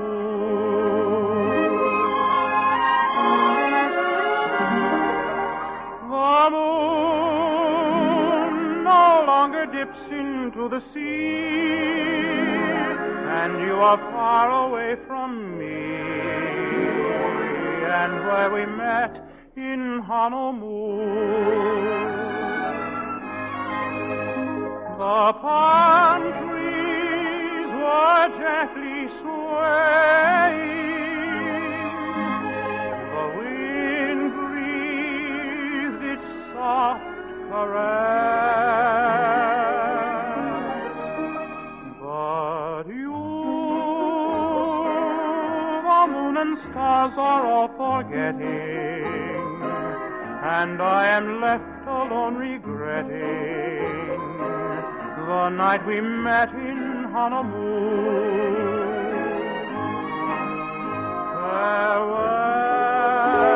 Farewell to palm trees swaying,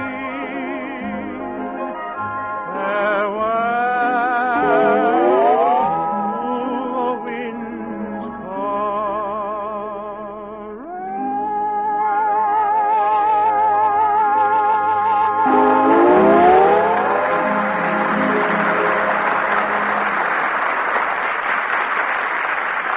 Thank you, Mr. Baker. And now, ladies and gentlemen, a gentleman we had left over. We opened a closet this afternoon and found we had a gentleman left over from last week's roundup of spring poets. He's that little-known versifier who will be less known after this evening, and man about Rondelay, Mr. Orestes Flicker. Oh, what was the title of your poem, Orestes? Somebody tell me. Oh, Somebody Tell Me. All right. Somebody Tell Me by Orestes Flicker. Go right ahead. I'm an expert on quizzes. I often win prizes because I am smarter than most other guys is. Why, Franklin P. Adams calls me on the phone when stuck with a sticker he can't swing alone. But one question stumps me. I flop with a thud when anyone asks me just what is a dud. Well, thank you very Yes, much. what is a dud? Will someone explain what is a dud? Is it fancy or plain? What is a dud? Does it swim in the sea? What is a dud? Is it you? Is it me? Now, wait What? a minute. What? Now, wait a minute. What? Wait a minute. You'll have every horse within 3 blocks standing still here if you don't stop. Now, look, Orestes, if you will give Jimmy Wallington a chance to get a word in edgewise, he'll explain in detail. Jimmy, tell Orestes what a dud is. Why, the flat, dull sound of the word dud itself tells you what it means. Something worthless, useless. Dud. D-U-D. And gasoline duds are the sluggish, slow-action elements in gasoline. The ones that fail to take the spark, waste fuel, steal power from under your very foot. When you pay for full power, you want it. And you get it with Fire Chief gasoline. For the duds are out, removed by important steps in Texaco refining. In Fire Chief, you're getting only the volatile, fast-action elements that deliver lively starts, smooth acceleration, and long mileage. Next time, try a Texaco dealer and start using famous Fire Chief gasoline. Remember, you'll be buying all action, not a dud in a tank full.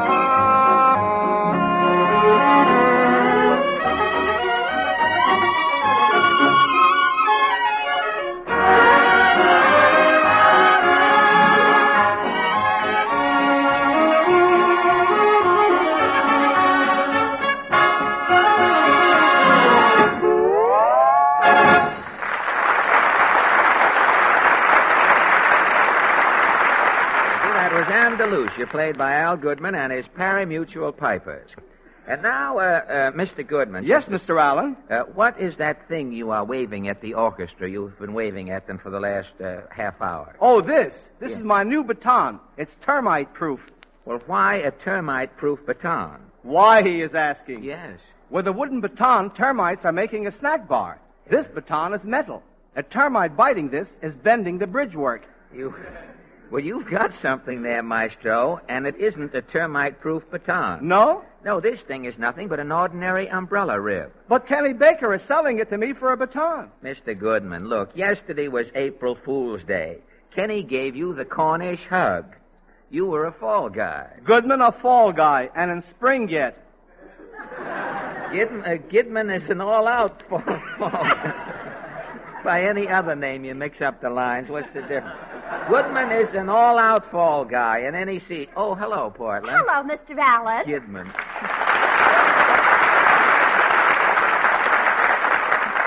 Portland, please, now stop walking around in circles there. Oh, I'm looking for gold. What gold? Now, look, you won't see any gold in here unless Mr. Goodman happens to yawn again. Now, let's get on with But there may be gold here. This divining rod can tell. That thing you are holding is a divining rod? That is another termite-proof baton. Quiet, please, Maestro. Portland, what you have there is an umbrella rib, and Kenny Baker sold it to you yesterday. Am I right?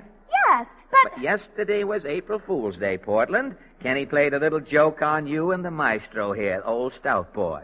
But there's no harm done. It's all good, clean, innocent fun. But I paid Kenny $3 for this rusty old umbrella rib. Foxy Goodman only paid $2. You should have dickered. You should both learn to suspect everybody on April Fool's Day. I don't even blame Kenny for duping you. Hi, folks. Anybody want to buy some fishing rods for guppy fishing? Now put away those umbrella ribs, Kenny. April Fool's Day is over. Oh, you're hep, huh, F.A.? Yes, I am, Kenny. You're not dealing with a Gidman or a Portland now. Some April fooling, I must say. When you sold Mr. Goodman an umbrella rib for a termite-proof baton. A killer, huh? And then you stuck Portland with another umbrella rib for a divining rod. Well, wait till tonight. If it rains, you're really going to see a gag. You kill me, Kenny. What's going to happen tonight if it rains? Well, those umbrella ribs. Yeah? I took them out of your umbrella.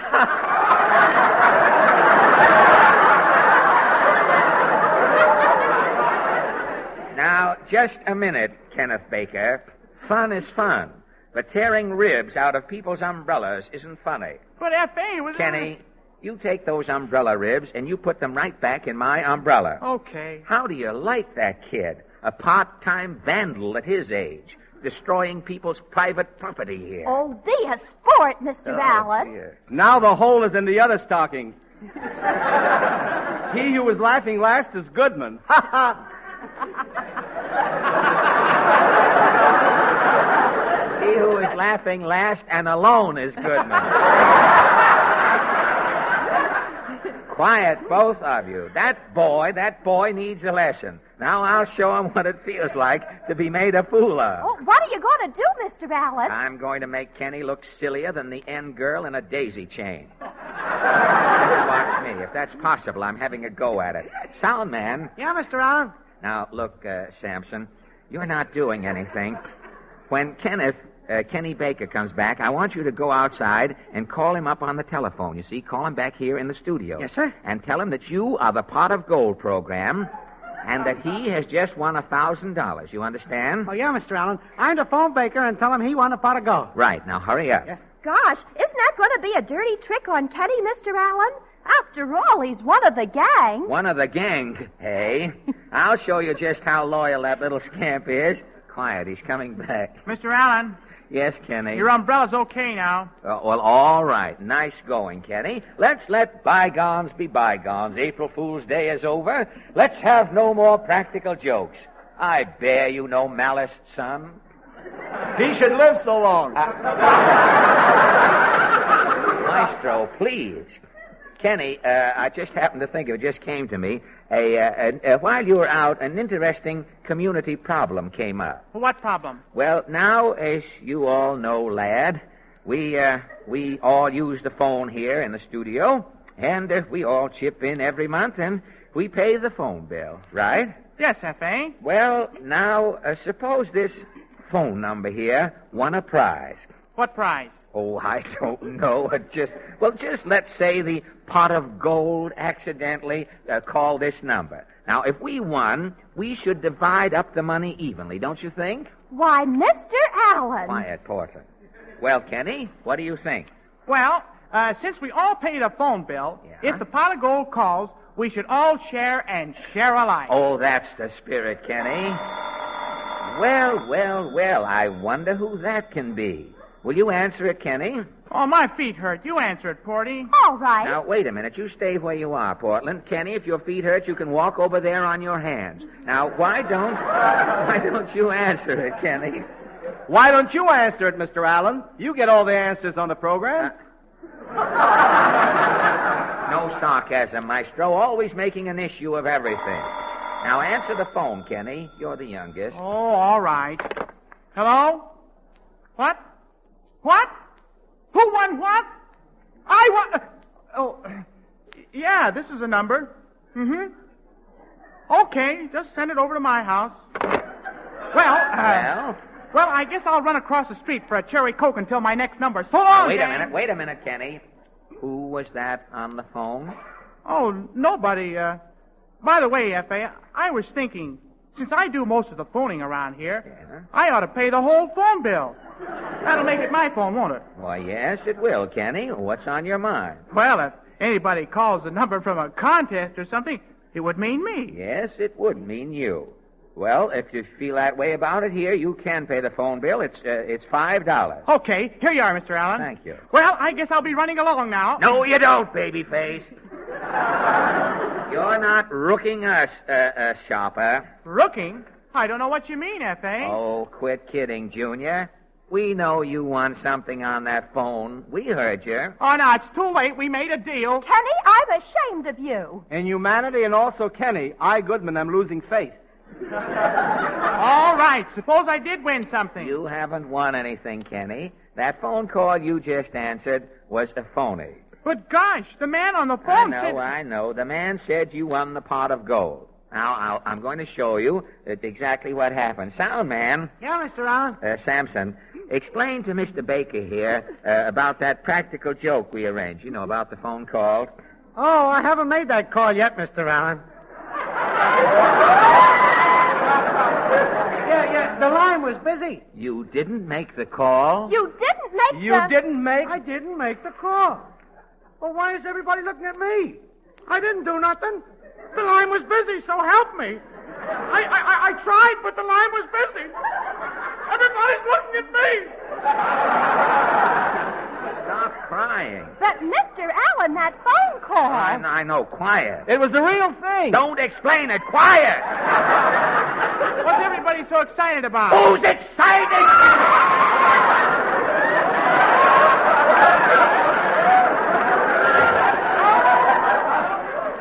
You are.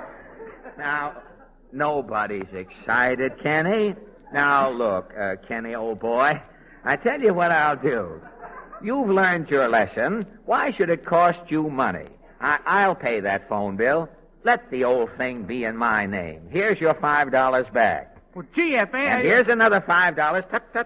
Tut. Here's another $5 for being such a good sport. Well, you're a prince, F.A. And now that it's my phone, it might interest you to know that phone call you just got from the pot of gold was supposed to be a phony. But by some strange coincidence that could only happen in radio, it turned out to be the real thing. But, Mr. Allen... Kenny, it's too late. It's my phone and my $1,000. Not that the money means anything. I'll probably throw it away in some bingo dive tonight. But you have learned a lesson. That is the main thing. And as a byproduct of educating you, I seem to have won the pot of gold. But, F.A., that wasn't the pot of gold. Well, I heard you say you won. That was a radio telephone contest, wasn't it? Yes, it was some aluminum company program.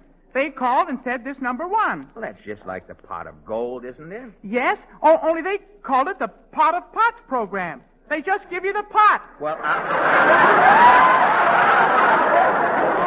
I have learned something from you, and thank you. And now that we're right back where we started, ladies and gentlemen, I would like to have you meet a young lady who was with us all last year, and tonight is right back where she started, Miss Wynn Murray. Thank you. Well, Wynn, it's nice to have you back on the program once again. Thank you, Mr. Allen. You know, when I knew you were going to join us tonight, I said to myself, the minute Wynn Murray comes to the microphone, I'm going to ask her a question. Well, now you're here, and I have my question ready. Will you answer it truthfully? That all depends, Mr. Allen. What is your question? What are you going to sing? With a twist of the wrist. That's all I wanted to know. Maestro.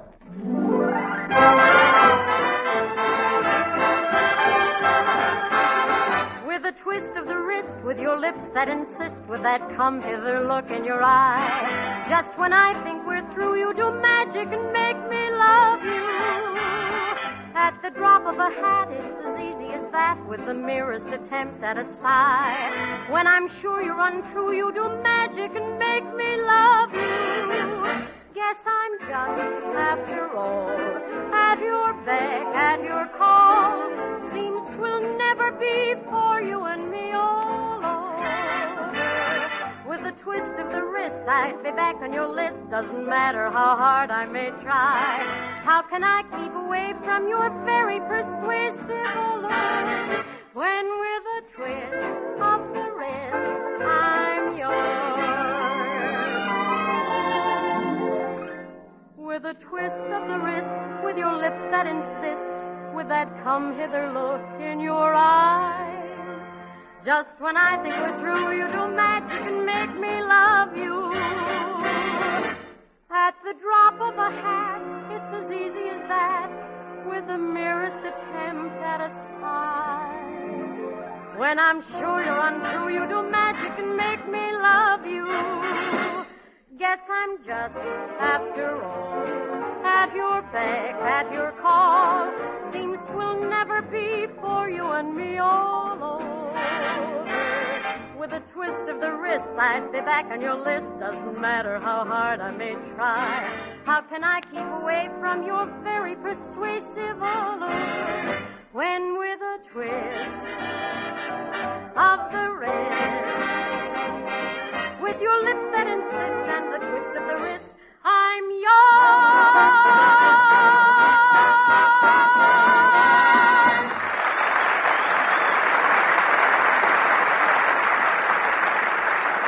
Thank you. That was very nice, Winnie. Thank you.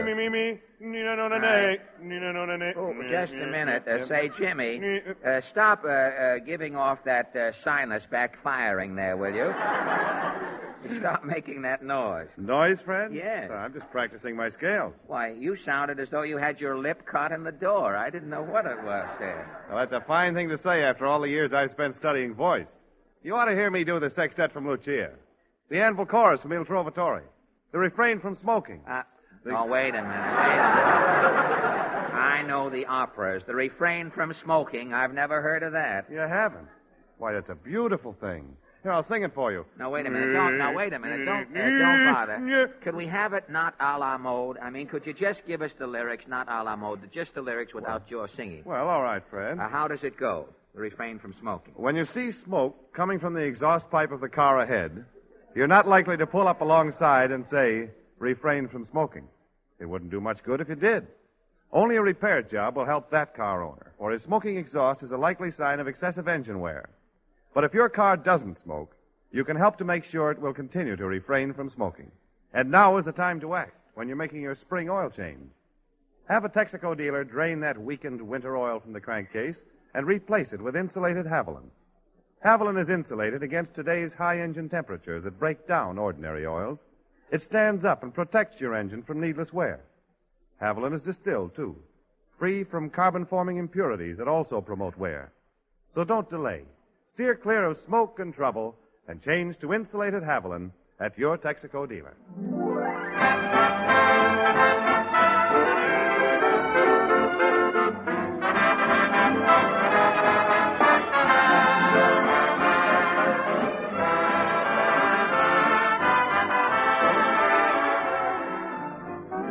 The Texaco Star Theater continues after a brief pause for your station identification.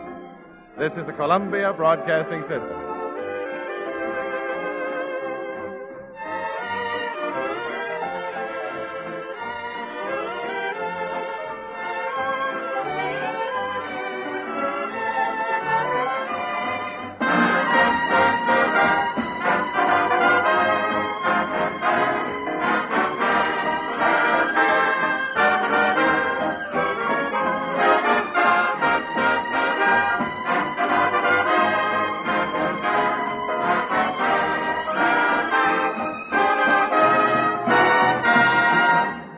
A small helping of Let's Dream This One Out, contributed by our musical somnambulist, Maestro Goodman. And now our Texaco Roundtable. This is the only discussion group in radio, ladies and gentlemen, that concentrates on trivia. Our three guests have been drafted for their unrehearsed participation, and Portland calls the roll. Yes. First, Mr. Joseph Costa from Rockville Center, Long Island. Well, good evening, Mr. Costa. May I ask what business or profession you are in? I'm a press photographer, Fred, employed by the New York Daily News. But I have another job, too, now. You have two jobs? Yes, I have. You have a dual personality that forces you to do all this work, have you? Or is it just a hobby of yours to have another job to go with the job you have when you had your first job? The other job is a hobby, Fred. Which job is the hobby? The one with the news or the other? What is the other job, by the way? Putting on the biggest and best show in New York, Fred. That is outside of yours. The second best show in New York. Well, what is it? The 6th annual exhibit of the Press Photographers Association, Fred, in Rockefeller Center at the Museum of Science and Industry. Thank you. There's an old tripod lover down there. I'm always happy to see a tripod lover around. But tell me, you exhibit all of the outstanding news pictures that have been collected during the past year. During the past year, Fred, that's right. You have that show annually, do you? Annually, that's right. Well, tell me about news pictures. A great many times in some of the papers, you see a picture, and under it, a photograph, and under it says, by carrier pigeon. Now, that doesn't mean that the pigeon went down and got that picture, does it? No, I'm afraid it doesn't. The photographer still had to be there, Fred. In other words, the pigeon could have a bird's eye view of a thing, but it couldn't get it down on paper. That would be the thing. But isn't it rather risky? How do you fellas, do you carry those pigeons around in your pocket, do you? No, they carry them around in a wire screen box. Oh, I see. That's probably a little safer in the long run, isn't it? Undoubtedly. Well, isn't it rather risky with carrier pigeons like that, sending them important photographs? I heard about, this may not be true, but I heard that a fellow from the Mirror some time ago went down the harbor and got some very important photographs, tied them on the pigeon's leg, and released the pigeon, and the pigeon flew back to the World Telegram. That's right. That is the truth. And the fellow lost his job, and 2 weeks later he saw the pigeon up in Central Park. Pigeon was out of work, too.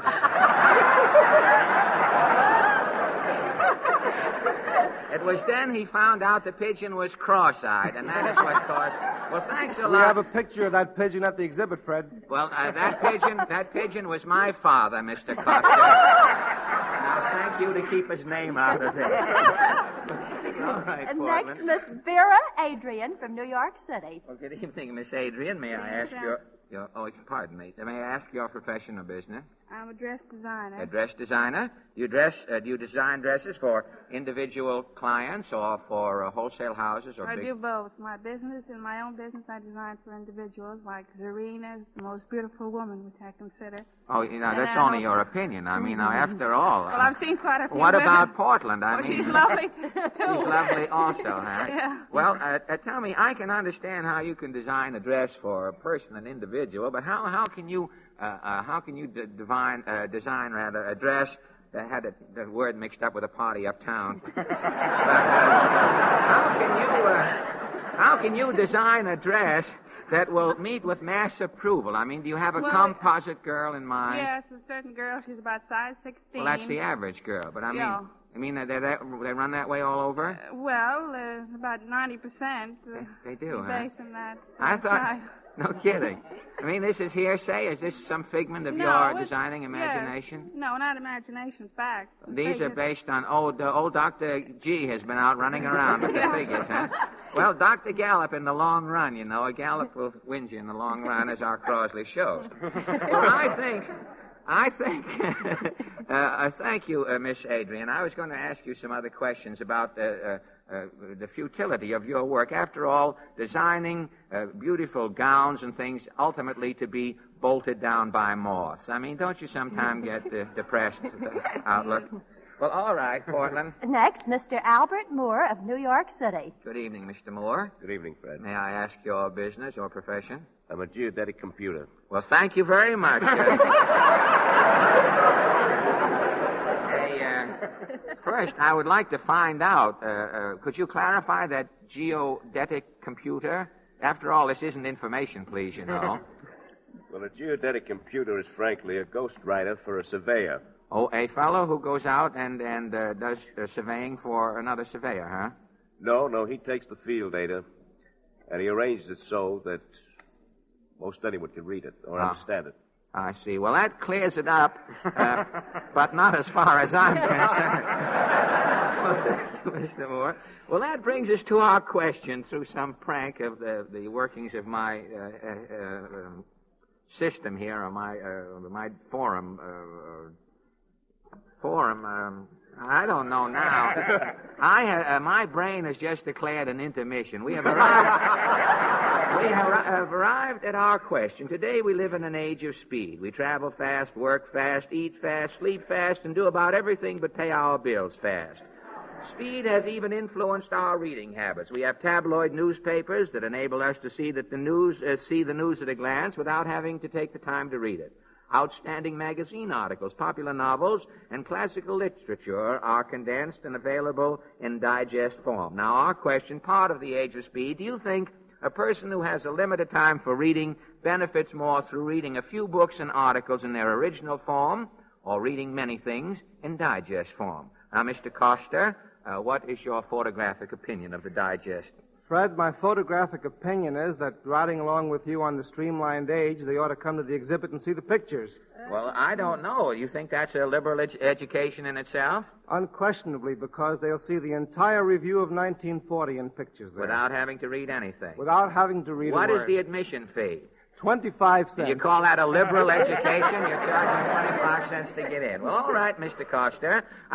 You're too much of a wit for me. You've just beaten me down tonight.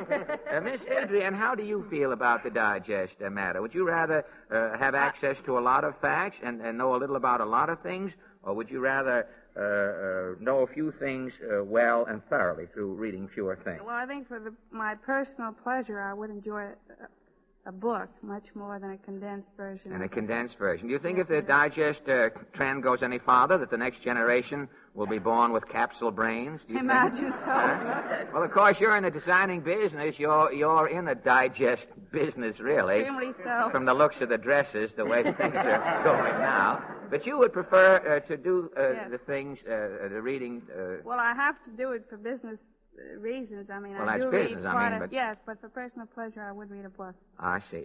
And complete book with everything that... I beg your pardon? I said a complete book, thoroughly... An omnibus, in other words. Lump all the books together and let you have 15 or 20 years and you'll have a go at them. Oh, no. Well, Mr. Moore, how do you feel about it? Well, I think if you really want to know a subject and know it well, that you have to do more than just glance over it briefly. Yes, I think you're right. I hear that they're bringing out a new digest version of For Whom the Bell Tolls. Just 2 words, ding dong. Well, I think you're right, Mr. Moore, in your geodetic survey of the situation. Our round table stands.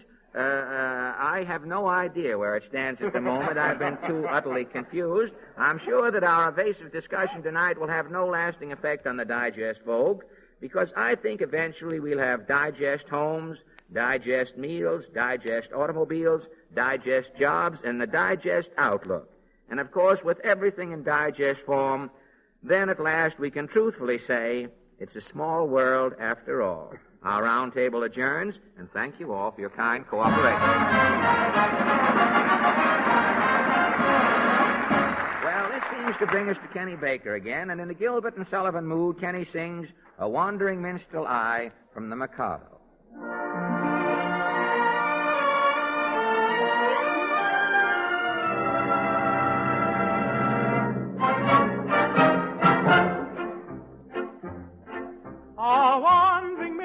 minstrel I, a thing of shreds and patches, of ballad songs and snatches, and dreamy lullaby.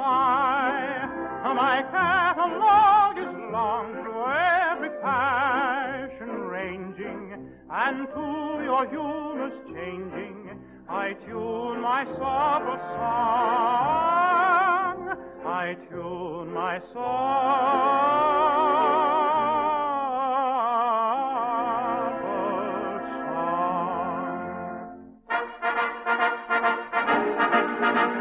patriotic sentiment is wanted. I patriotic ballads cut and dry. For wherever a country's banner may be planted, all other local banners are deployed. Our warriors in serried ranks assemble. Never quail or they conceded if they do. And I shouldn't be surprised if nations tremble before the mighty troops of T.T. Pool.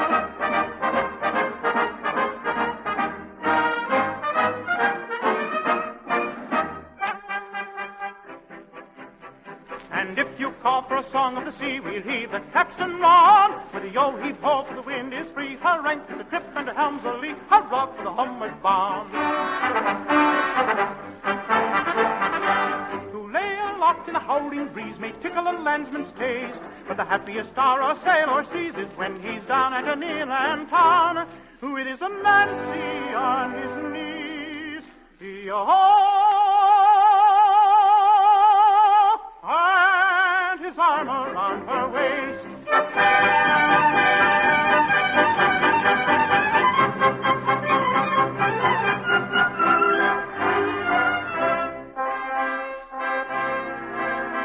A wandering minstrel I, a thing of shreds and patches, of ballad songs and snatches, and dreamy lullaby,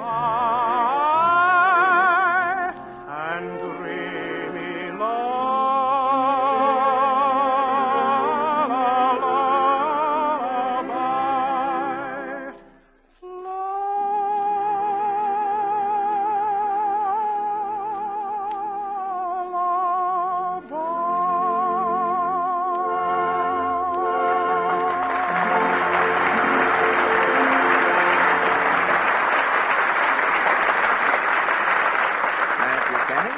And now a word from Larry Elliott. Yes, Fred, just one word.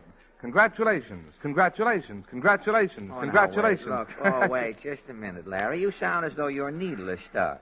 How many times are you going to say that? Well, I should say it 400,000 times, Fred. Congratulations to the owners of the more than 400,000 1941 cars coming off the assembly line during the month of April. Yes, if your name is on one of these beauties scheduled for spring delivery, congratulations. And a reminder, you now have every reason to fly, not just drive the highway with Sky Chief in the tank. For you'll want to enjoy the utmost, all the spirited performance under that gleaming new hood. And Sky Chief, with its flexible power, its great range of smooth response, will make a grand running mate. Then let your car show off its nimbleness in traffic, its hill-climbing ability, its smooth gliding motion on the straightaways. Yes, Sky Chief will make your acquaintance with that new car a complete one. It's your Texaco dealer's different, premium gasoline for those who want the best.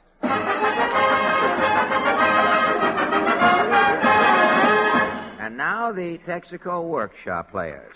Tonight they present a Hollywood murder mystery. It's called Death Gets Back on the Job After Taking a Holiday. Or One Long Pan Takes a Chance and Outchants Charlie Chan. Music, maestro.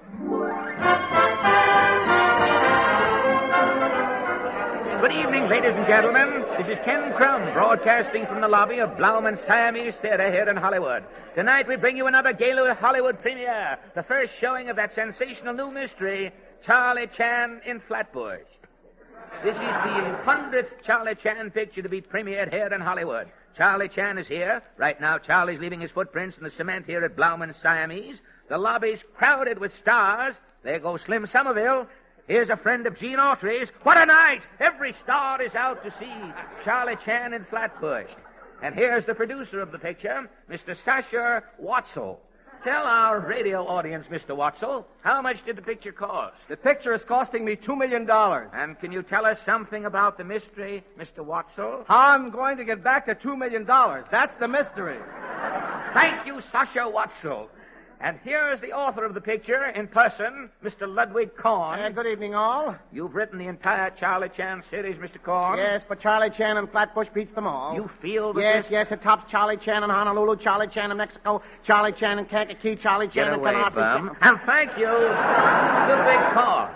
And now a word from the director of that picture, the brilliant young genius who has all Hollywood agog at the moment, Mr. Dawson Bells. It isn't necessary to introduce me by name. No? Merely say, ladies and gentlemen, here he is. The world will know. My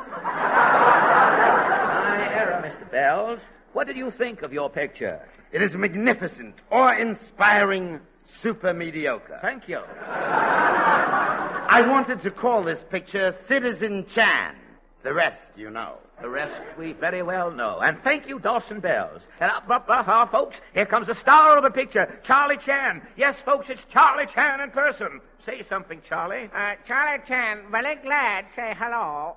Very glad, finish 100 picture. Very glad. Oh, Charlie shot. Hey, Confucius, clap hands. Here come Charlie.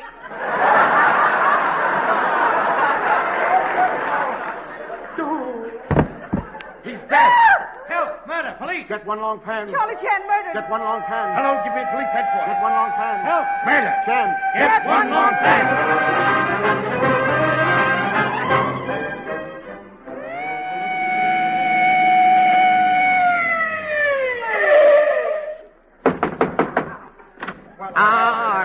Greeting, and shalom alaikum, kiddies. Detective One Long Pan on job. Hello again. O-N-E Long Pan. Say, who is this? Dennis Day with jaundice? Not the tennis fay. I am Detective One Long Pan, Chinese Superman. Also on radio every week, a tongue buster. Who needs a Chinese detective? Who are you, Mr. Talk Bad English? I am Sasha Wartzel, the producer. You are here to solve Charlie Chan's murder? What a murder, he said. Long Pan here to get Charlie Chan job. Long Pan sing, Long Pan talk, Long Pan dance, do comedy, all funny stuff. Great bet for picture. Long Pan Chinese boy. Make with a sweater, Long Pan sweater boy. This is not only a Chinaman, he's crazy. Long Pan also sing. You'll catch on. As Long Pan sing, there's a brandy known as Hennessy. All night long I'm drinking Hennessy. Please, I'm begging, solve the murder. Yes, quit stalling, Long Pan. What about Charlie Chan's murder? Who are you, little man of skimpy hair? I am Ludwig Kahn. I wrote all of Charlie Chan's pictures. Oh, you bad boy. You have committed many crime already. What happened, Mr. Horn? Well, Charlie stepped to the microphone to greet his radio fans. What happened? A shot rang out, Charlie fell. Then what happened? Charlie gave up the celestial ghost. Then what happened? Blauman, the manager, locked the audience in the theater. We came into Blauman's office here to wait for the police. So far, so good. Now for $64 question.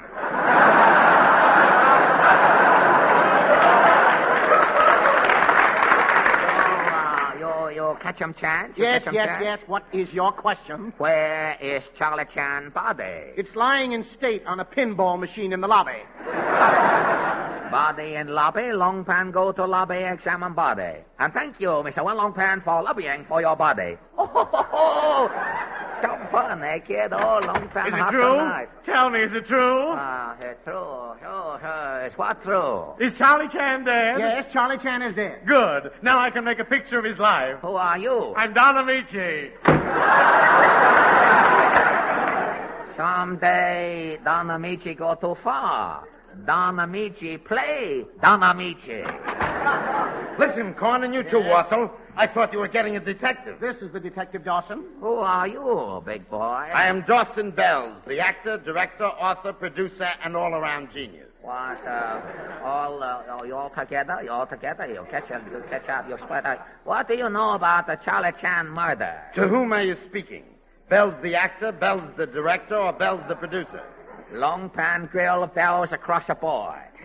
You fess up. What do you know, tough guy? What you know about murder? Nothing. Short and sweet like Midget's girlfriend. Where's the detective? Where's the detective? Who are you, Missy? I'm the cashier. I've been listening at the keyhole. I seen the murder. You mean? Ludwig Korn killed Charlie Chan. Why, you infamous little troll. You insinuate that I, Ludwig Korn, the author of the Charlie Chan picture... Yeah, you were standing next to Charlie Chan at the microphone. You had your hand in your coat pocket. When Charlie fell, you walked away. Oh, long time to search you, Mr. Woodney Korn. Here, take your hand out of my sports coat. Aha, you see what long time find? What? A Lewalawa. A revolver? Well, that proves nothing. This is Hollywood. Anybody might be carrying a revolver. Why don't you search Dawson Bell? Ridiculous. What would I be doing with a pistol? Long pan frisk, Mr. Bells. Make sure. Do. Jeepers, peepers in inside pocket. Look. What? A Lewalawa. A revolver? I told you. Search Watzel. He's probably got a gun, too. Who's got a gun? Long pan frisk, Mr. Watzel here. Make sure. Look in coat pocket. Holy smoke, a Lewalawa. Lewalawa. Just a minute. Somebody slipped that gun into my pocket. I have no Lewalawa. Me also. This suit is coming with 2 pairs of pants, but no Lewalawa. Clearly, Lewalawa, very baffling. Well, anyway, that proves I didn't murder Charlie Chan. Well, who done it, Long Pan? Long pan soon find out. How, Longy? Oh, very simple. They're not longy in summertime, longy in winter. Very simple. Kiddie stuff. Long pan examine Lewalawa. You see, long pan see which Lewalawa have bullet missing. Holy smoke! All 3 Lewalawa have 1 bullet missing each. Very baffling. What's your next move, Long Pan? Long pan examine body. Long pan location bullet hole. Solve crime. Where's body? Charlie's right outside, laying on a pinball machine. Very good. Let's go. Right through here. Charlie. There he is. Poor Charlie. What a beautiful death for an actor. Passing out on a pinball machine, still in life. Oh, Charlie, good old Charlie. Charlie look better than 1 long pan. Eat better, too. Fat boy, big belly. Plenty egg for young on fast. Did you find something, Long Pan? Low powder. Oh, look. Powder burn on coat. Left side. Who's standing left side? Not me. I was on his right side. Oh, you was on Chan's left side, Mr. Korn. And on top of that, I seen you do it. What? This is ridiculous. What is object here clutching Charlie Chan's hand? It's a book. You bet a book. A little book. It's a pocket atlas. Exactly. You see, look here. First page name, city, country checked off. You see? Yes. Hawaii, Madagascar, South Africa. What do you make of it, Long Pan? Charlie Chan, detective to end. Left fatal clue personally to help Long Pan solve mystery. Then you know who made it, Charlie. You bet. The murderer is... Well, I've got to get back to the studio. I'm 14 conferences behind. Not so fast, Mr. Korn. Hold him, Mr. Bell. Careful. You got him now, Mr. Nudnik Korn. This atlas here belongs to you. You fess up, little man. You killed Charlie Chan. No, I didn't. Oh, you didn't. You planted Lewalawa in Dawson Smells and such a press a pocket. You fire 1 bullet there, Lewalawa, at home. Fatal bullet you fire at Charlie Chan personally. All right. I confess. I did it. I had to do it.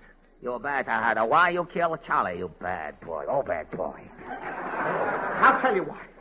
In all of my pictures, I've had Charlie in every country, city, and hamlet on the face of the earth. Charlie Chan in Timbuktu. Charlie Chan in Dongdang. Everywhere. I finally had to kill him. I couldn't find another place for Charlie Chan to go. But why you plant gun on Dawson Bells and Sasha Pretzel? Well, it was a plot I used in Charlie Chan and Walla Walla. What happened? It didn't work in the picture either. Didn't work in picture either. Exactly. Long Pan arrest you, Mr. Ludwig Korn, for murder Charlie Chan. Oh. Do you think I'll get the hot seat, Long Pan? Oh, sure. Hot seat, sure bet. Aesop say, man who write B picture is sure to get stung in end. Something is surefire. Catch on, Goodman.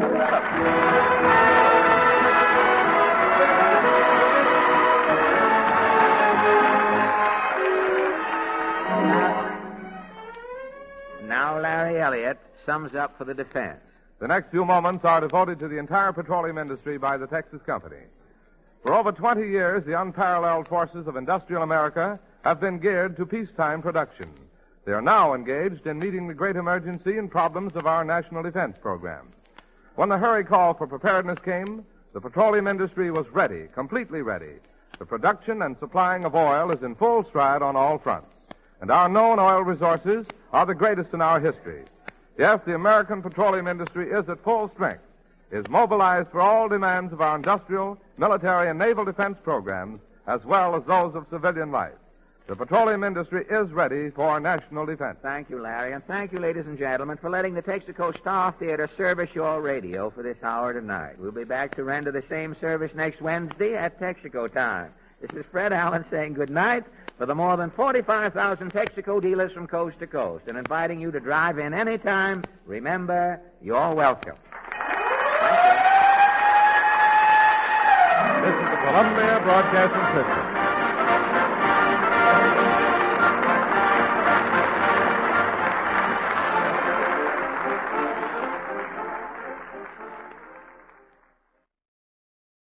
Well, that's the way it was on April 2nd, 1941. I'm Henry Chop, your host. I will tell you what we have coming up tomorrow night, spotlighting April 3rd, 1941. After these couple announcements. If you enjoy the content on this channel, not only subscribe, but please donate to its upkeep.